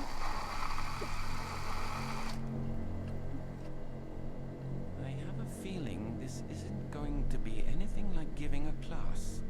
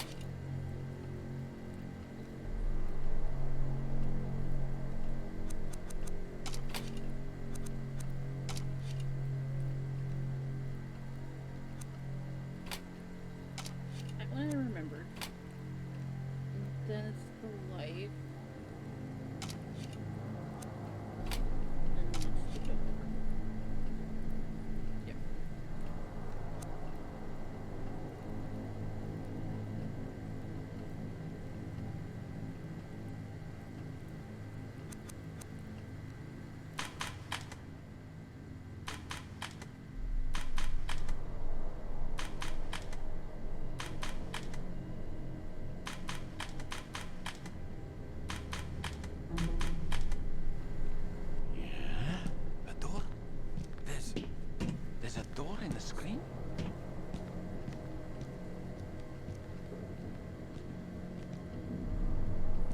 I don't like that he turned off his light source on his own.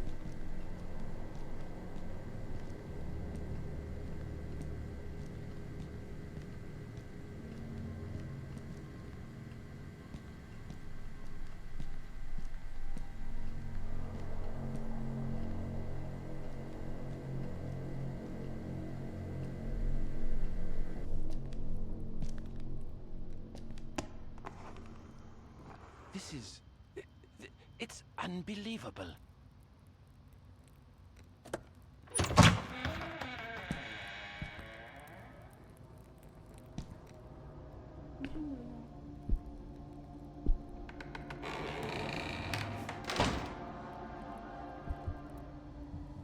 What kind of hellish place have I gotten into? The fun kind. Hmm? No.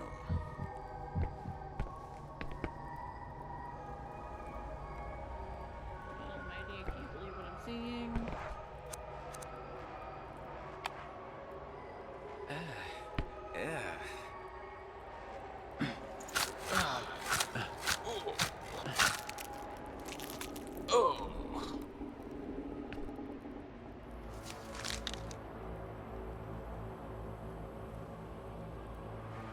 It was on from a strangely mummified corpse.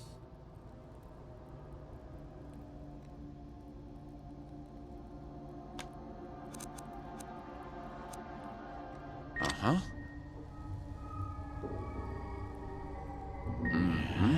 Next, Chloe. That's the janitor's room. How is this possible?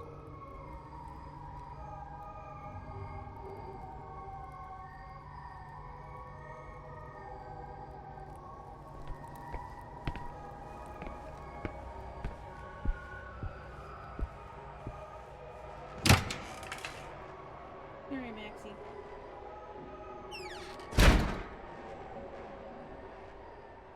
Oh, I just noticed the faces and shit in the room.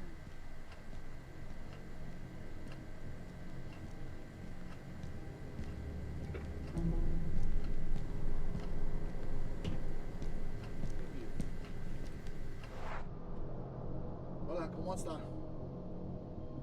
You just scared me. Okay, cool. Hi. Paperwork is signed. She's on her way home with it, signed and everything, in her hand. So now all she has to do is finish it. Just hand it in, pay the amount, finish it. High five.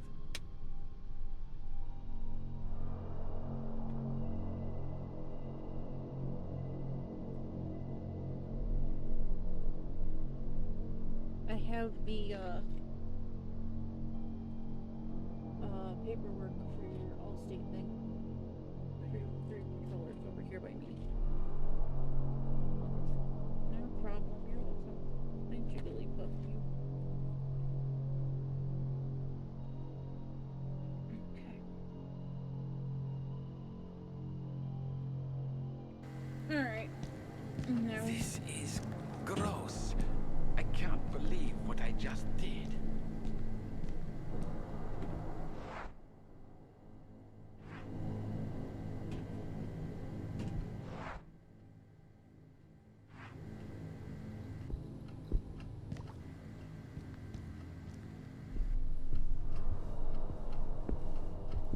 Rogue just signed his divorce papers today.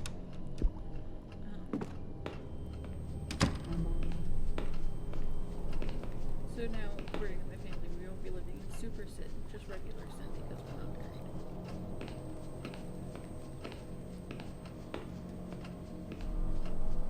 That's what that all was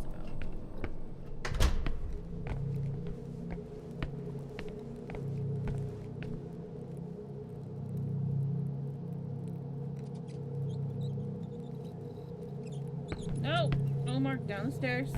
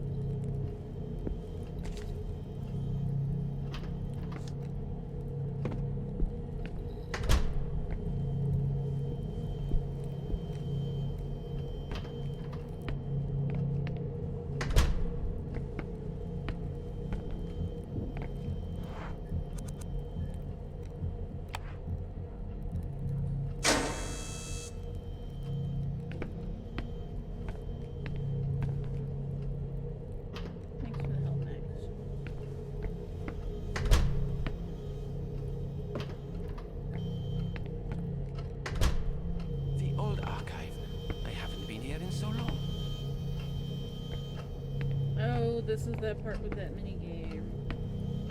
Shit.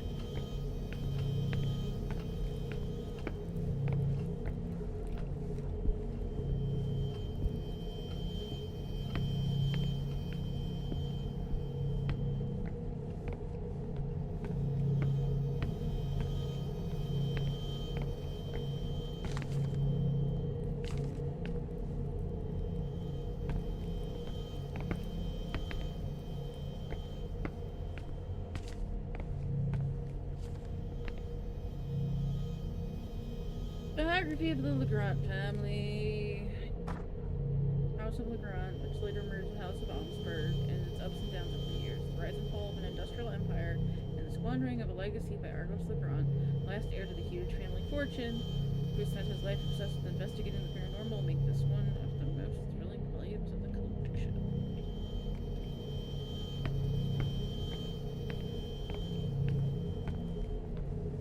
Yep.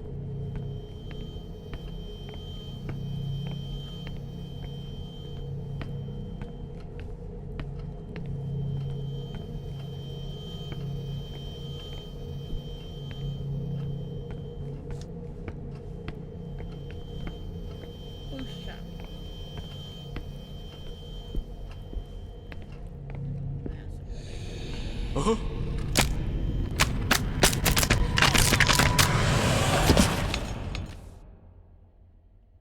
Repeatedly press W.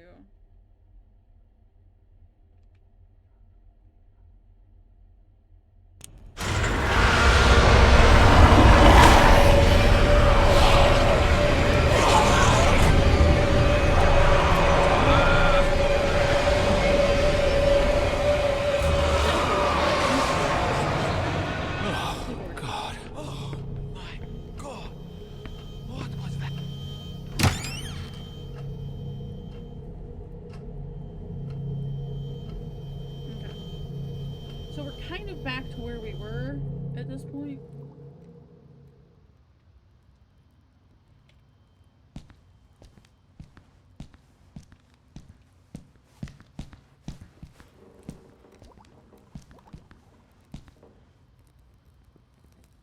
I think this is part of what Husher was investigating. Let's see. It's a book about Argos Legrand. A biography, or a collection of articles about him, I think. He apparently spent part of his life traveling the world in search of odd, rare events. Rich people stuff. I don't know. The biography suddenly ends right after his last journey. It says here, he returned without his equipment, without the huge amount of money he wasted on the project, and with a simple memento of the music he brought home to his little girls, 8-year-old Elaine and newborn Ariadne. And here's a note from Husher that says, see the Archives Events newspaper. Is there a newspaper archive over here?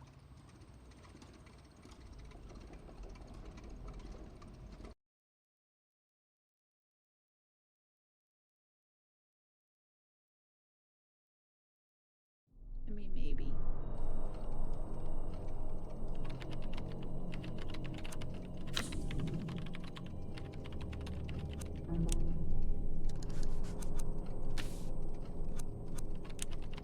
Let me go. I know the place. You keep searching this area.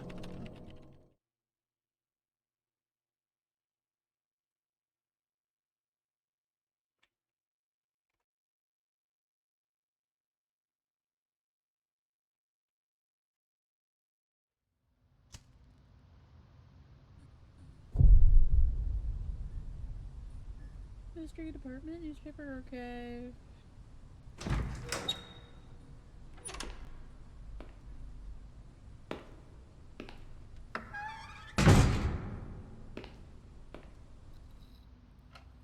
I have to find the newspaper Sebastian consulted. I know exactly where it's at, but that's because we literally just fucking did it. Hello, Clarice.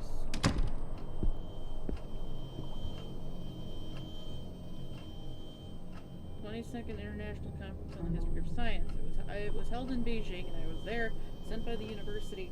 Grace Love, the president, brought her back. Fire alarm button? I must avoid touching that.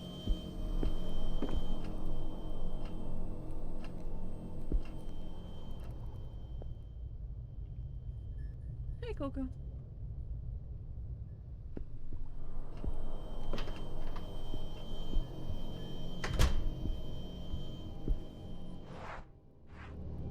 There's nothing in here. I just wanted the room label.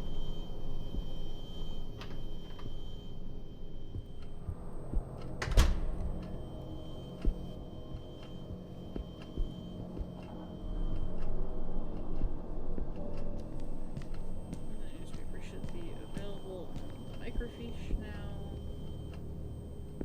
Get under here if I had to.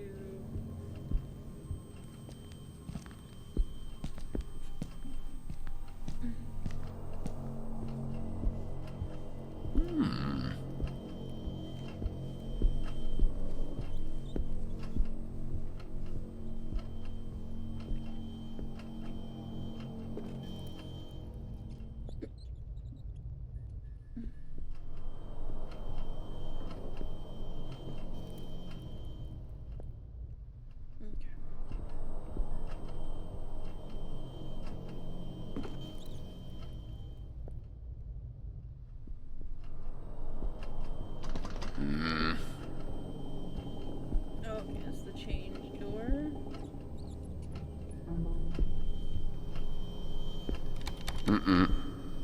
Locked. Which means this is the other locked one. This is the other research room. Microfiche.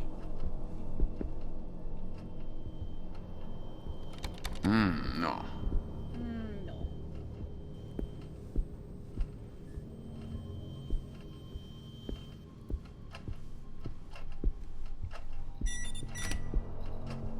Oh, Think a key would The do, but secretary's fact that office it's sensor mentioned is in the on. Security office. The sensor gives the workshop to unauthorized people.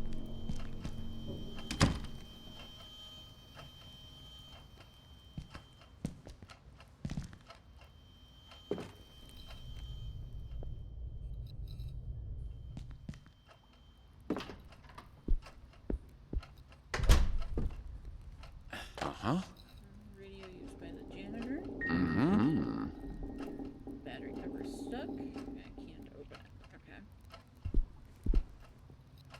It's unbelievable that we use Maxwell's room as a junk room. The poor man has the patience of a saint. Nice little pin-up though, underneath the map. It's like a map of Silent Hill to Luca Lake. Or at least the river going through Silent Hill.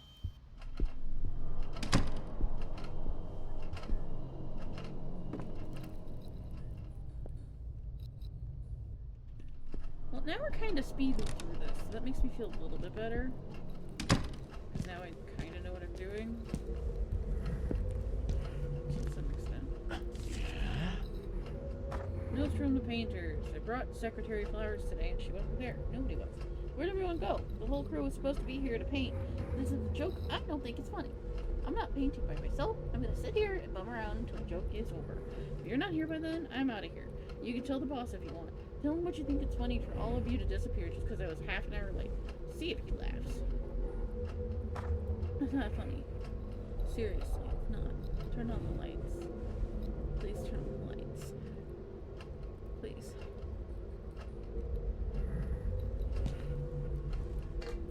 And red sheet. And it's fully dried out. Solid as a rock.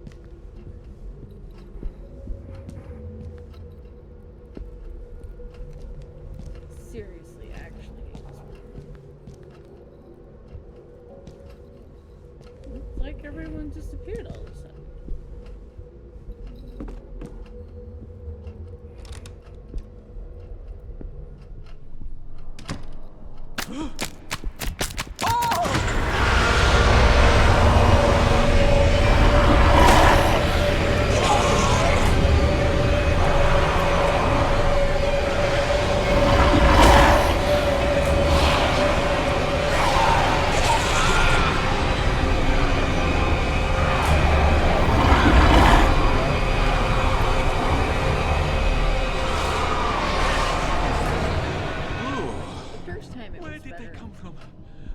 they taking me? Probably to hell.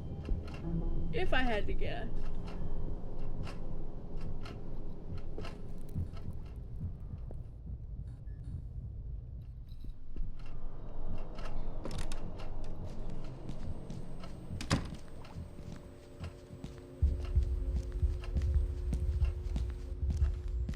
I like how they do that, so like he sees it before I do, so he freaks out about it.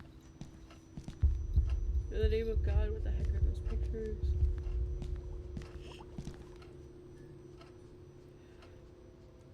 No way, these notes are by the professor of the modern history department. The last meeting I know they held here was almost 2 months ago. So nobody's been here in about 2 months.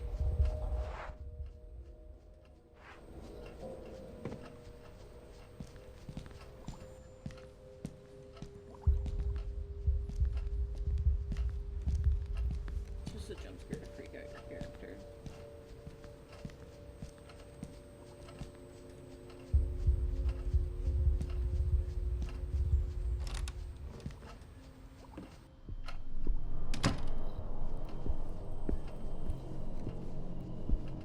Lunchroom. Oh, we were here earlier. There's something on that table. It's a mechanical pencil. We're gonna combine it with the radio to pop the batteries out.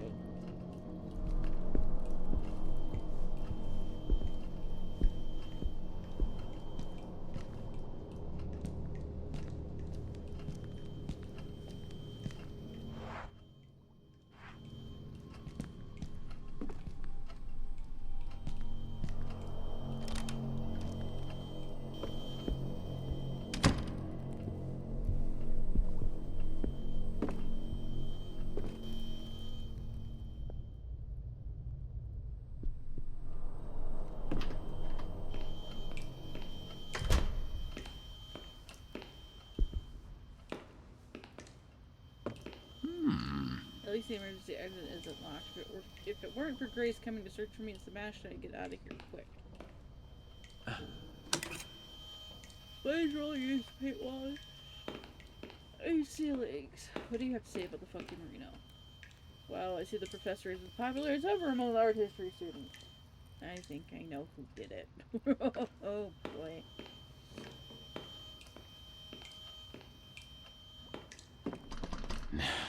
Locked the chain. Yeah, now we're moving pretty okay with those, I think.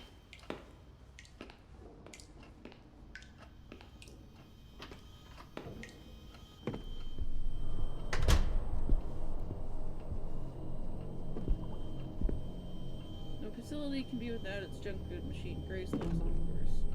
Bad door. Yep, bad door. Lockers are for the researchers that use the offices. I wonder who has the keys.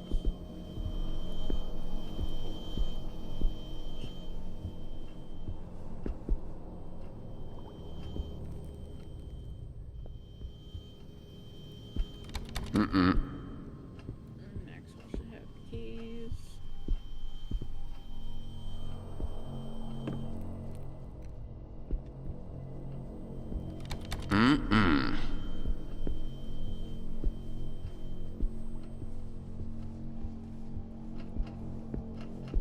I'm so glad that I didn't get the stupid lady jump scare that I got the other day. That was so bad. The lady sitting in the middle of the floor. I hate that. What is this? What is it?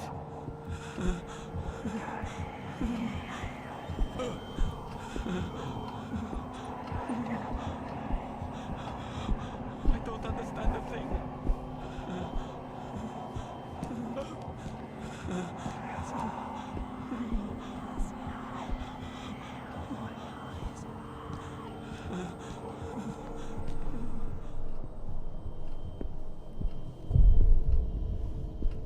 What's up, girls?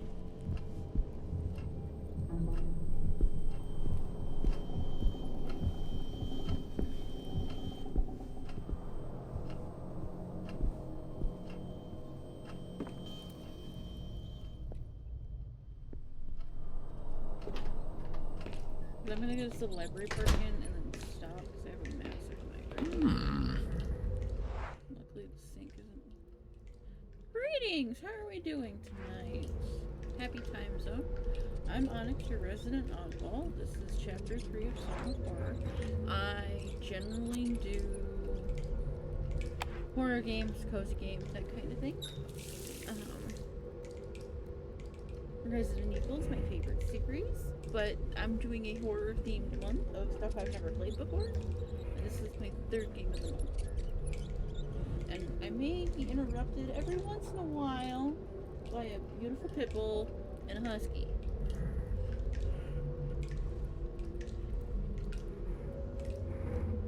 The water has softened up the paint. No. Yeah, I know. So what brings you to this, my little corner of the internet? Turn on your damn lighter, please, and thank you.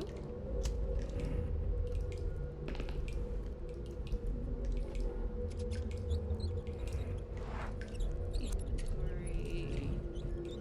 Mine. Uh-huh. So, I got to the 3rd section of this chapter, and well, I died. So it made me restart the entire thing. Anything else then? Mm-hmm. No, just the toilet rat. Okay.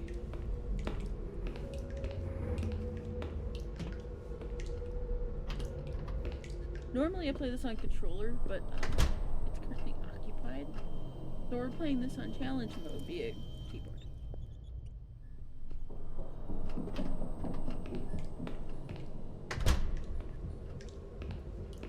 No, help me. Oh, Maxwell, please. is that you? Maxwell, it's Professor Nasiri.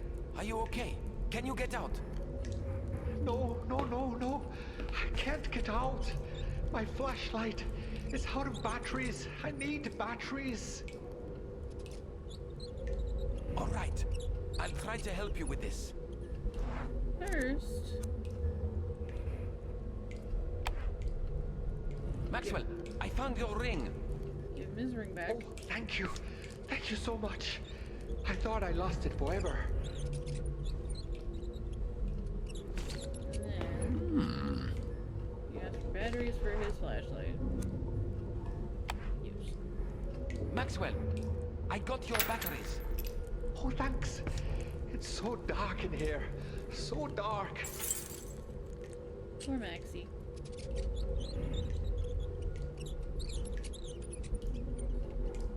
Mm-hmm. Keys to the newspaper archive offices.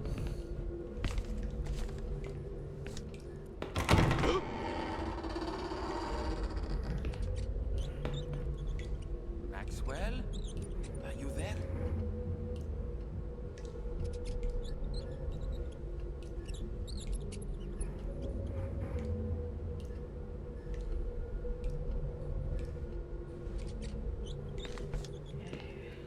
Maxwell, where are you? In the toilet. Should I take Maxwell's lucky coin and save my collectible for later? Yes. Till horror do us part. I like that. Heads and tails, yes and no. Pushing your luck can be dangerous.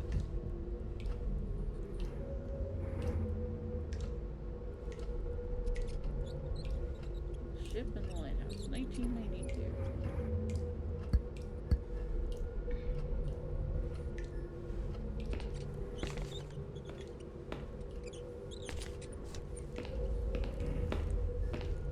Think I know who did this? I hope they stop their nonsense soon, bruh. It's bathroom graffiti. Give me a break.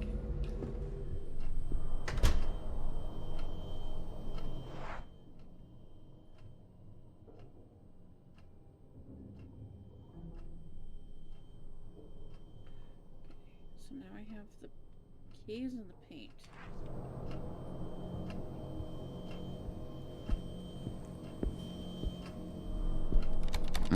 No.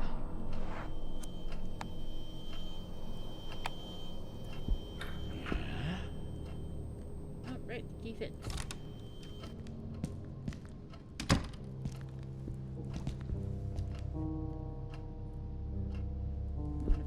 microfiche feature. Readers look like in good condition.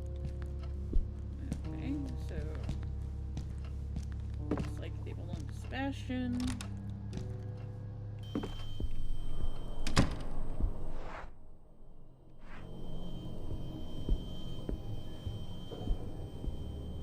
Now remember which microfiche reader we want. But I know before we go back into the microfiche room, we need to go into the secretary's office again. So we can get the key. And there's nothing there.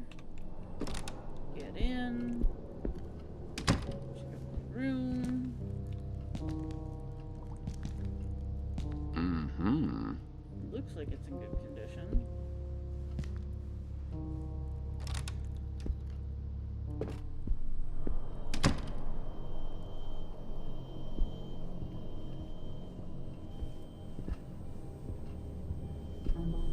Please don't spawn that girl again. Please don't spawn that girl again.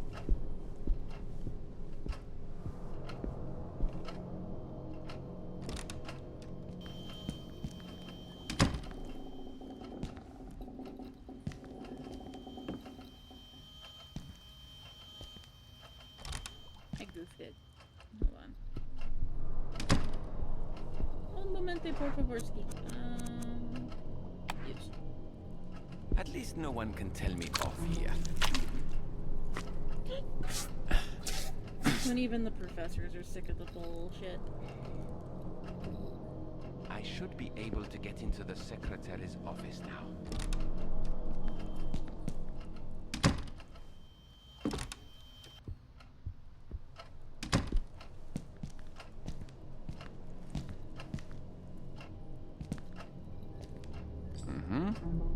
Key made of hard plastic. No, it wasn't expecting the cover to open it. It's not.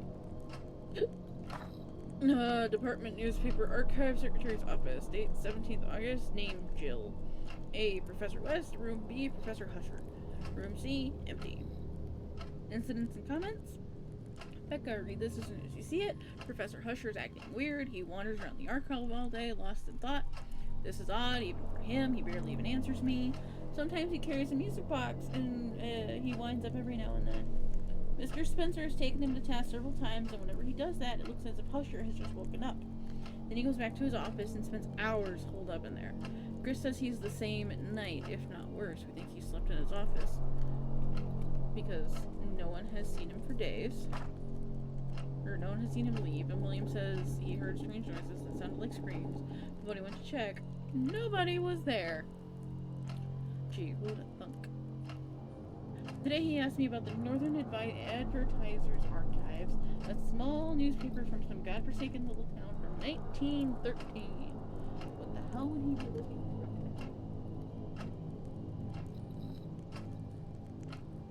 If you notice anything really weird, call security. No one has seen Max for days, and something tells me before the holidays are over, something's gonna happen. I have a bad feeling about this, Scoob. Nobody's picked up his facts, and it's been here for weeks.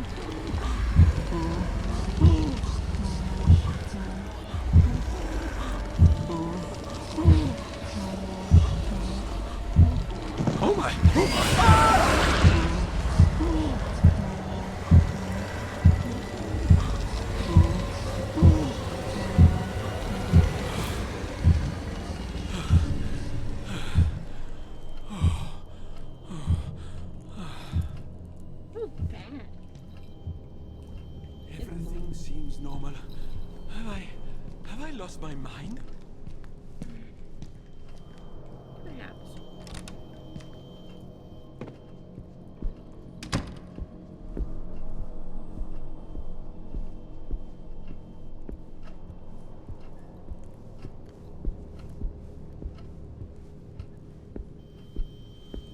I really hope it doesn't throw two things at me in a row. 'Cause that would suck.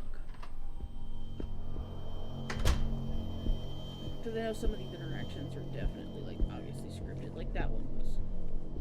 That we just did. That way. This one.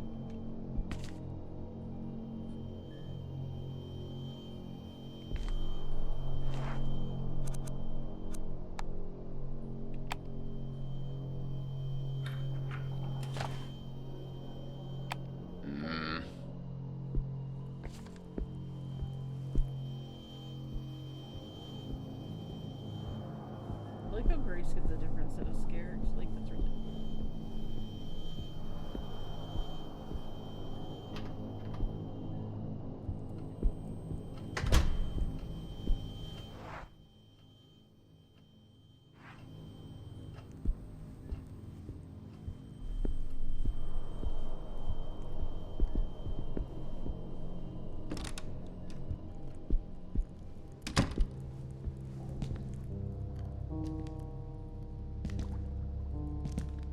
St. Patty's Day, 1913.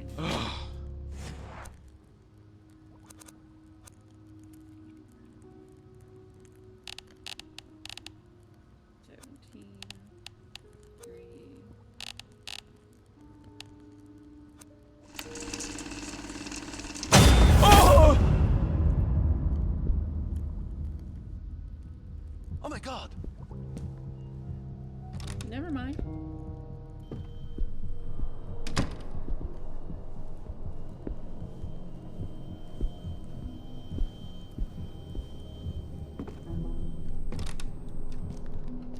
How about now, Darcy?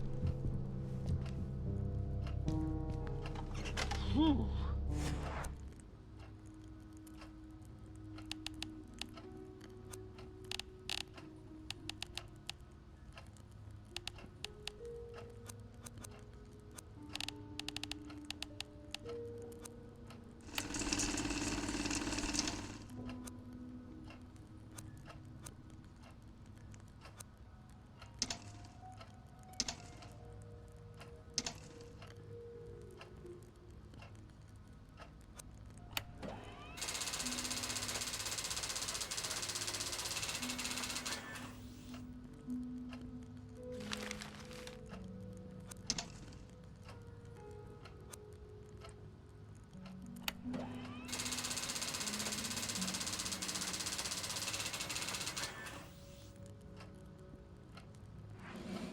There we go.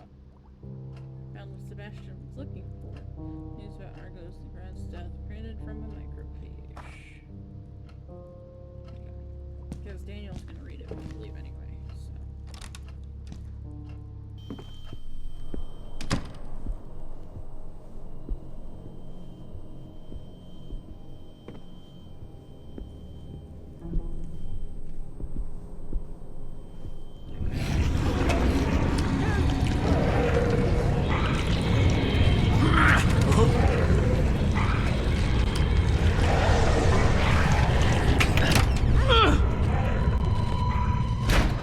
Yeah, blah, blah, blah.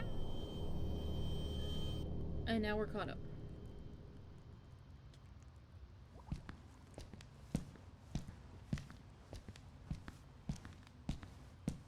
There's something here. A note from a certain Sylvia that says, Professor Husher, remember to pick up your typewriter and the rest of your belongings from the library desk. This is the university library. If you need your own space, you can use your office. If Husher left documents in there, it may be worth taking a peek too. I think this is part of what Husher was investigating. Let me see. Oh God, did you read that? Argos Legrand, heir to the Legrand family and owner of the LGA Incorporated business conglomerate. has died under mysterious circumstances along with his wife and 8-year-old daughter. It occurred last night at the family's holiday home, where they were spending part of the spring after the famous magnate's most recent trip. While police remain open-minded in their official statements and maintain that all lines of inquiry remain open, popular theories suggest that the family fell victim to a violent robbery, leaving the younger daughter, Ariadne, the sole survivor. She is currently safe in police custody. Oh my God, they're all dead. This is a dead end. Husher left some documents at the library. Maybe there's something there. It's all that's left to check.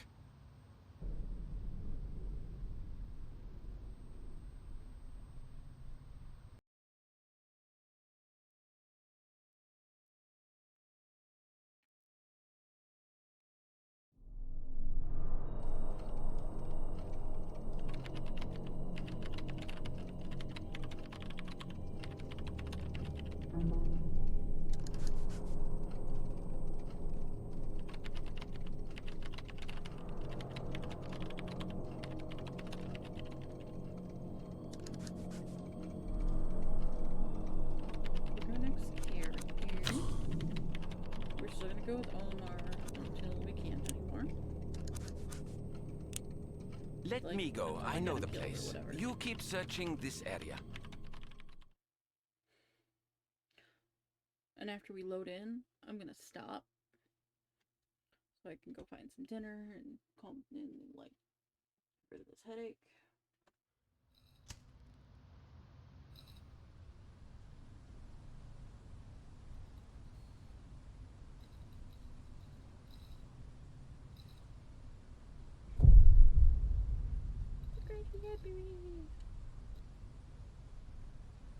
Maybe. I don't know. It's only been 2.5 hours.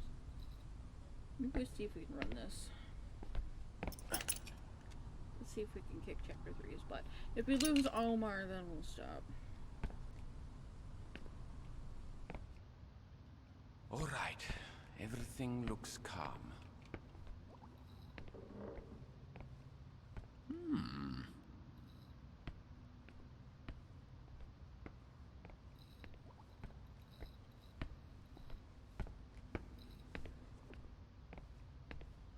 Covered in coffee stains. Access library records.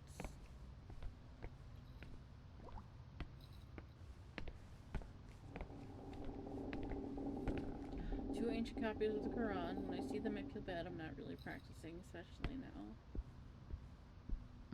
No. Mm-mm.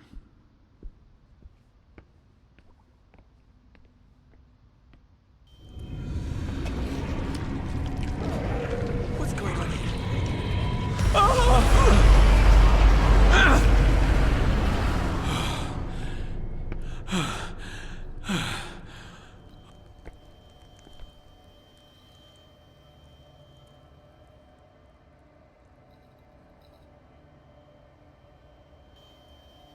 Oh my God! What was that?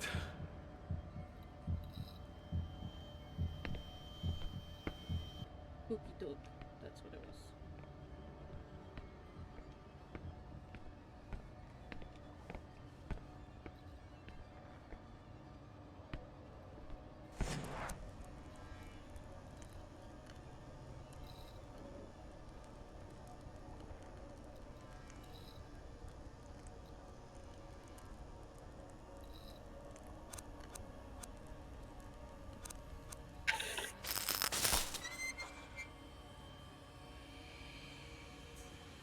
Doo-doo-doo.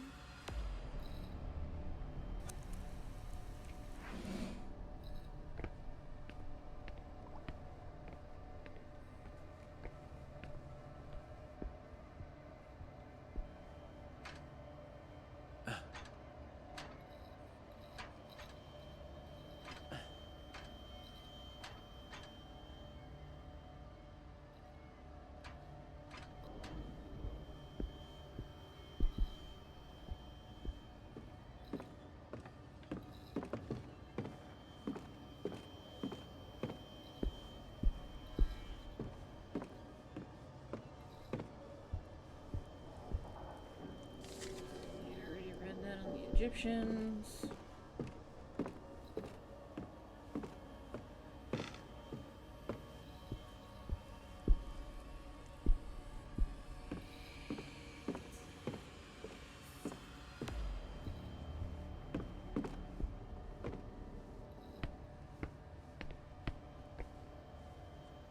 Want to see what he has to say about Ivan the Terrible.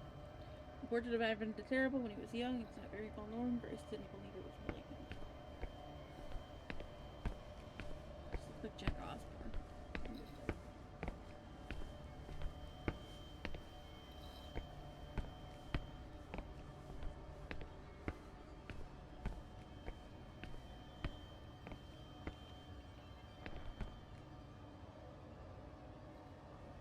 No history lesson on that guy?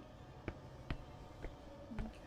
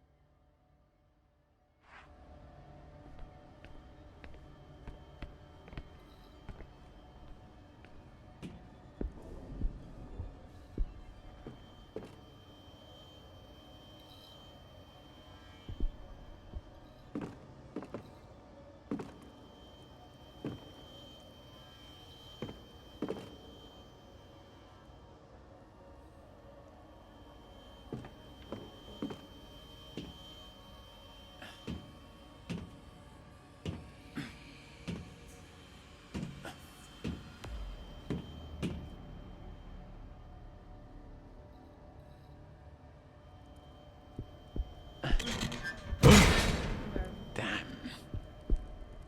I'm here with Omar. That's not going to be easy to move again.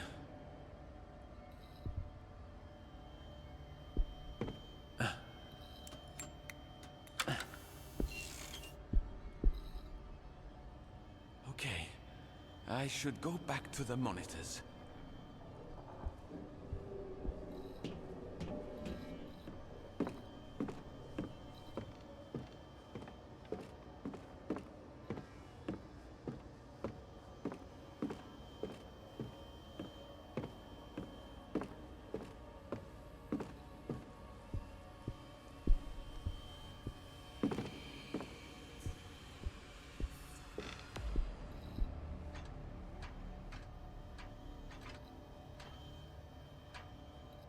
I wish I could take that thing that looks like a spotlight and bring it downstairs and just blow it through the middle, and we don't have to deal with any of that.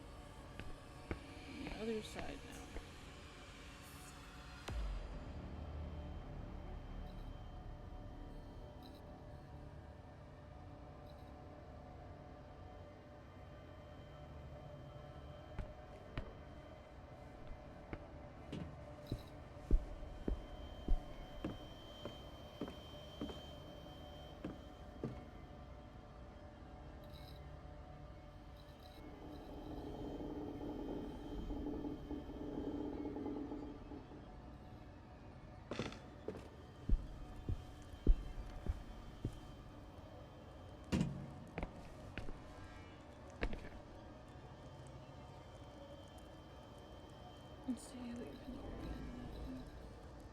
Pass it between the cart and the table beside it, so that's where we are right now.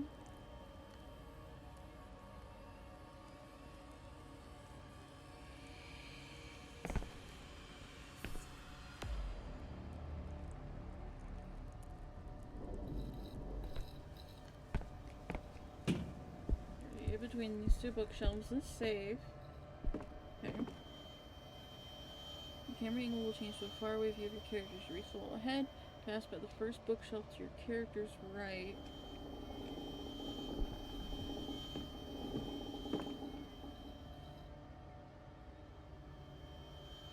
And then move in between that bookshelf and the next. Don't go to the final bookshelf in that camera angle. Okay. And the camera switches to show your character in between two bookshelves.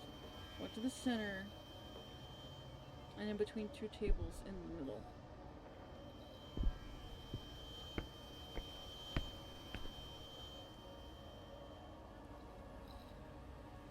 Walk in between the two bookshelves on the other side.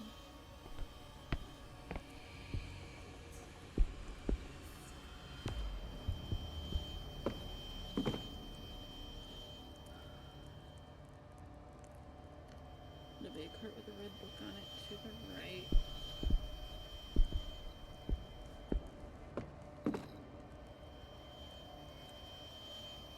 Walk with a decimal book on it and pick up the Sinister Nature file. That has to be Sebastian's desk. I'm close. We did it!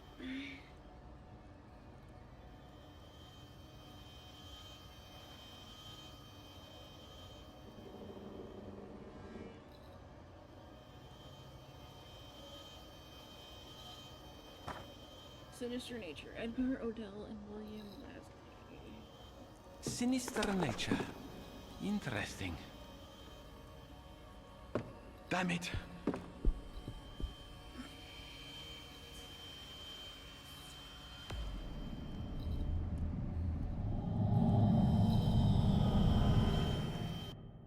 How did we There get was out? another book about Argos Legrand in the library. A compilation of research trips written by two of his associates in the early 1900s. Sinister Nature was a kind of narration of Legrand's frustrated trips in search of paranormal phenomena, with one of the last pages marked by Husher, the cursed council at St. Cecilia's Abbey. St. Cecilia, the patron saint of music. I'm not sure what Husher wanted when he set out in Legrand's footsteps, or how long he planned on doing it. But it was a start. The best place to start looking, before it gets too late.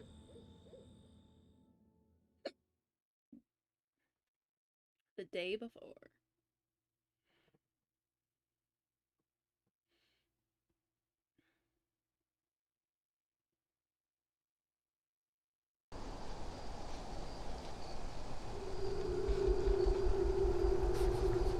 Sebastian P. Husher, age 54, light source later.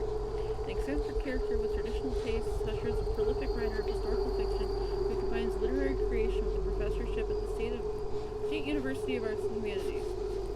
He's used to traveling all over the world, investigating little-known events that provide the inspiration for his future work. However, his most recent journey has turned out to be very different from the rest. And we have no other options, so we'll do the intro, and then I gotta go eat food. Isaac, my dear friend, you don't know what you've done with that cursed music box. By the time you tried to warn me, we had all heard the music.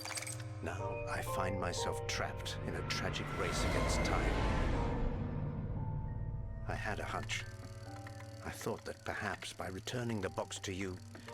Damn it, I've been such a fool. I lied, Isaac. I'm sorry. I just need you to hold on while I find a way to make things right. I left the house without telling Catherine. How could I possibly explain something like this?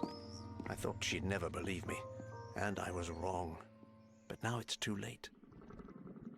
I only hope you're all safe, and that you will find a way to forgive me. Everybody's all dead, homie. I must put an end to this once and for all. For my family, for you, and for my own sake. Argos Legrand. Everything revolves around that name. He was the person who had the box crafted and picked out the melody. I know he died in 1913. Newspapers of the day reported a violent burglary in his home. Everyone died, save for Ariadne, who was just a baby at the time. The case was closed, but something just doesn't add up. The police investigation was far too short-lived, and the bodies were not buried, but incinerated. Weird. I believe they were trying to hide the truth.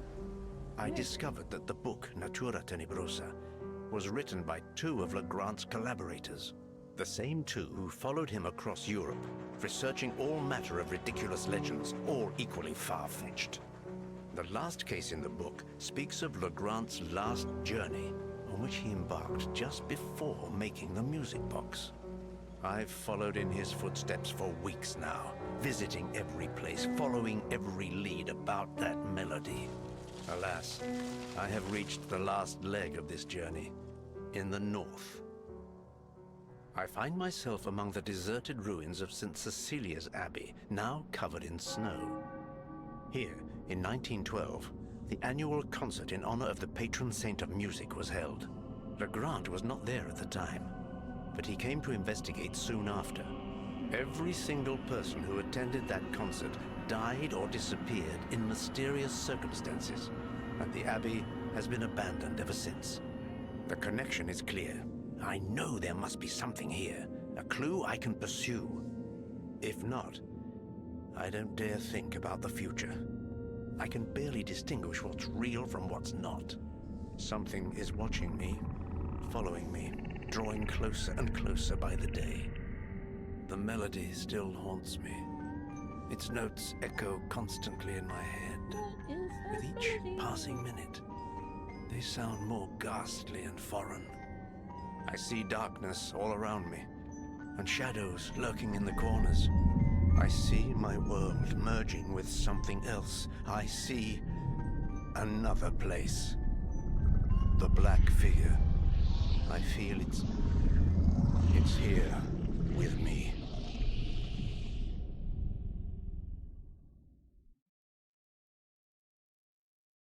It's probably gonna make a Sortek cutscene again tomorrow, but I wanted to get through it. Is this the end? Question mark?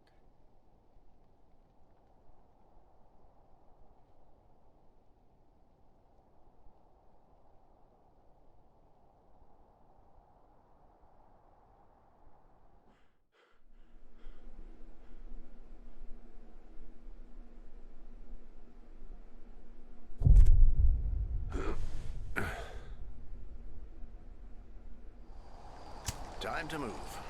I have to find it. Okay. So, save and exit.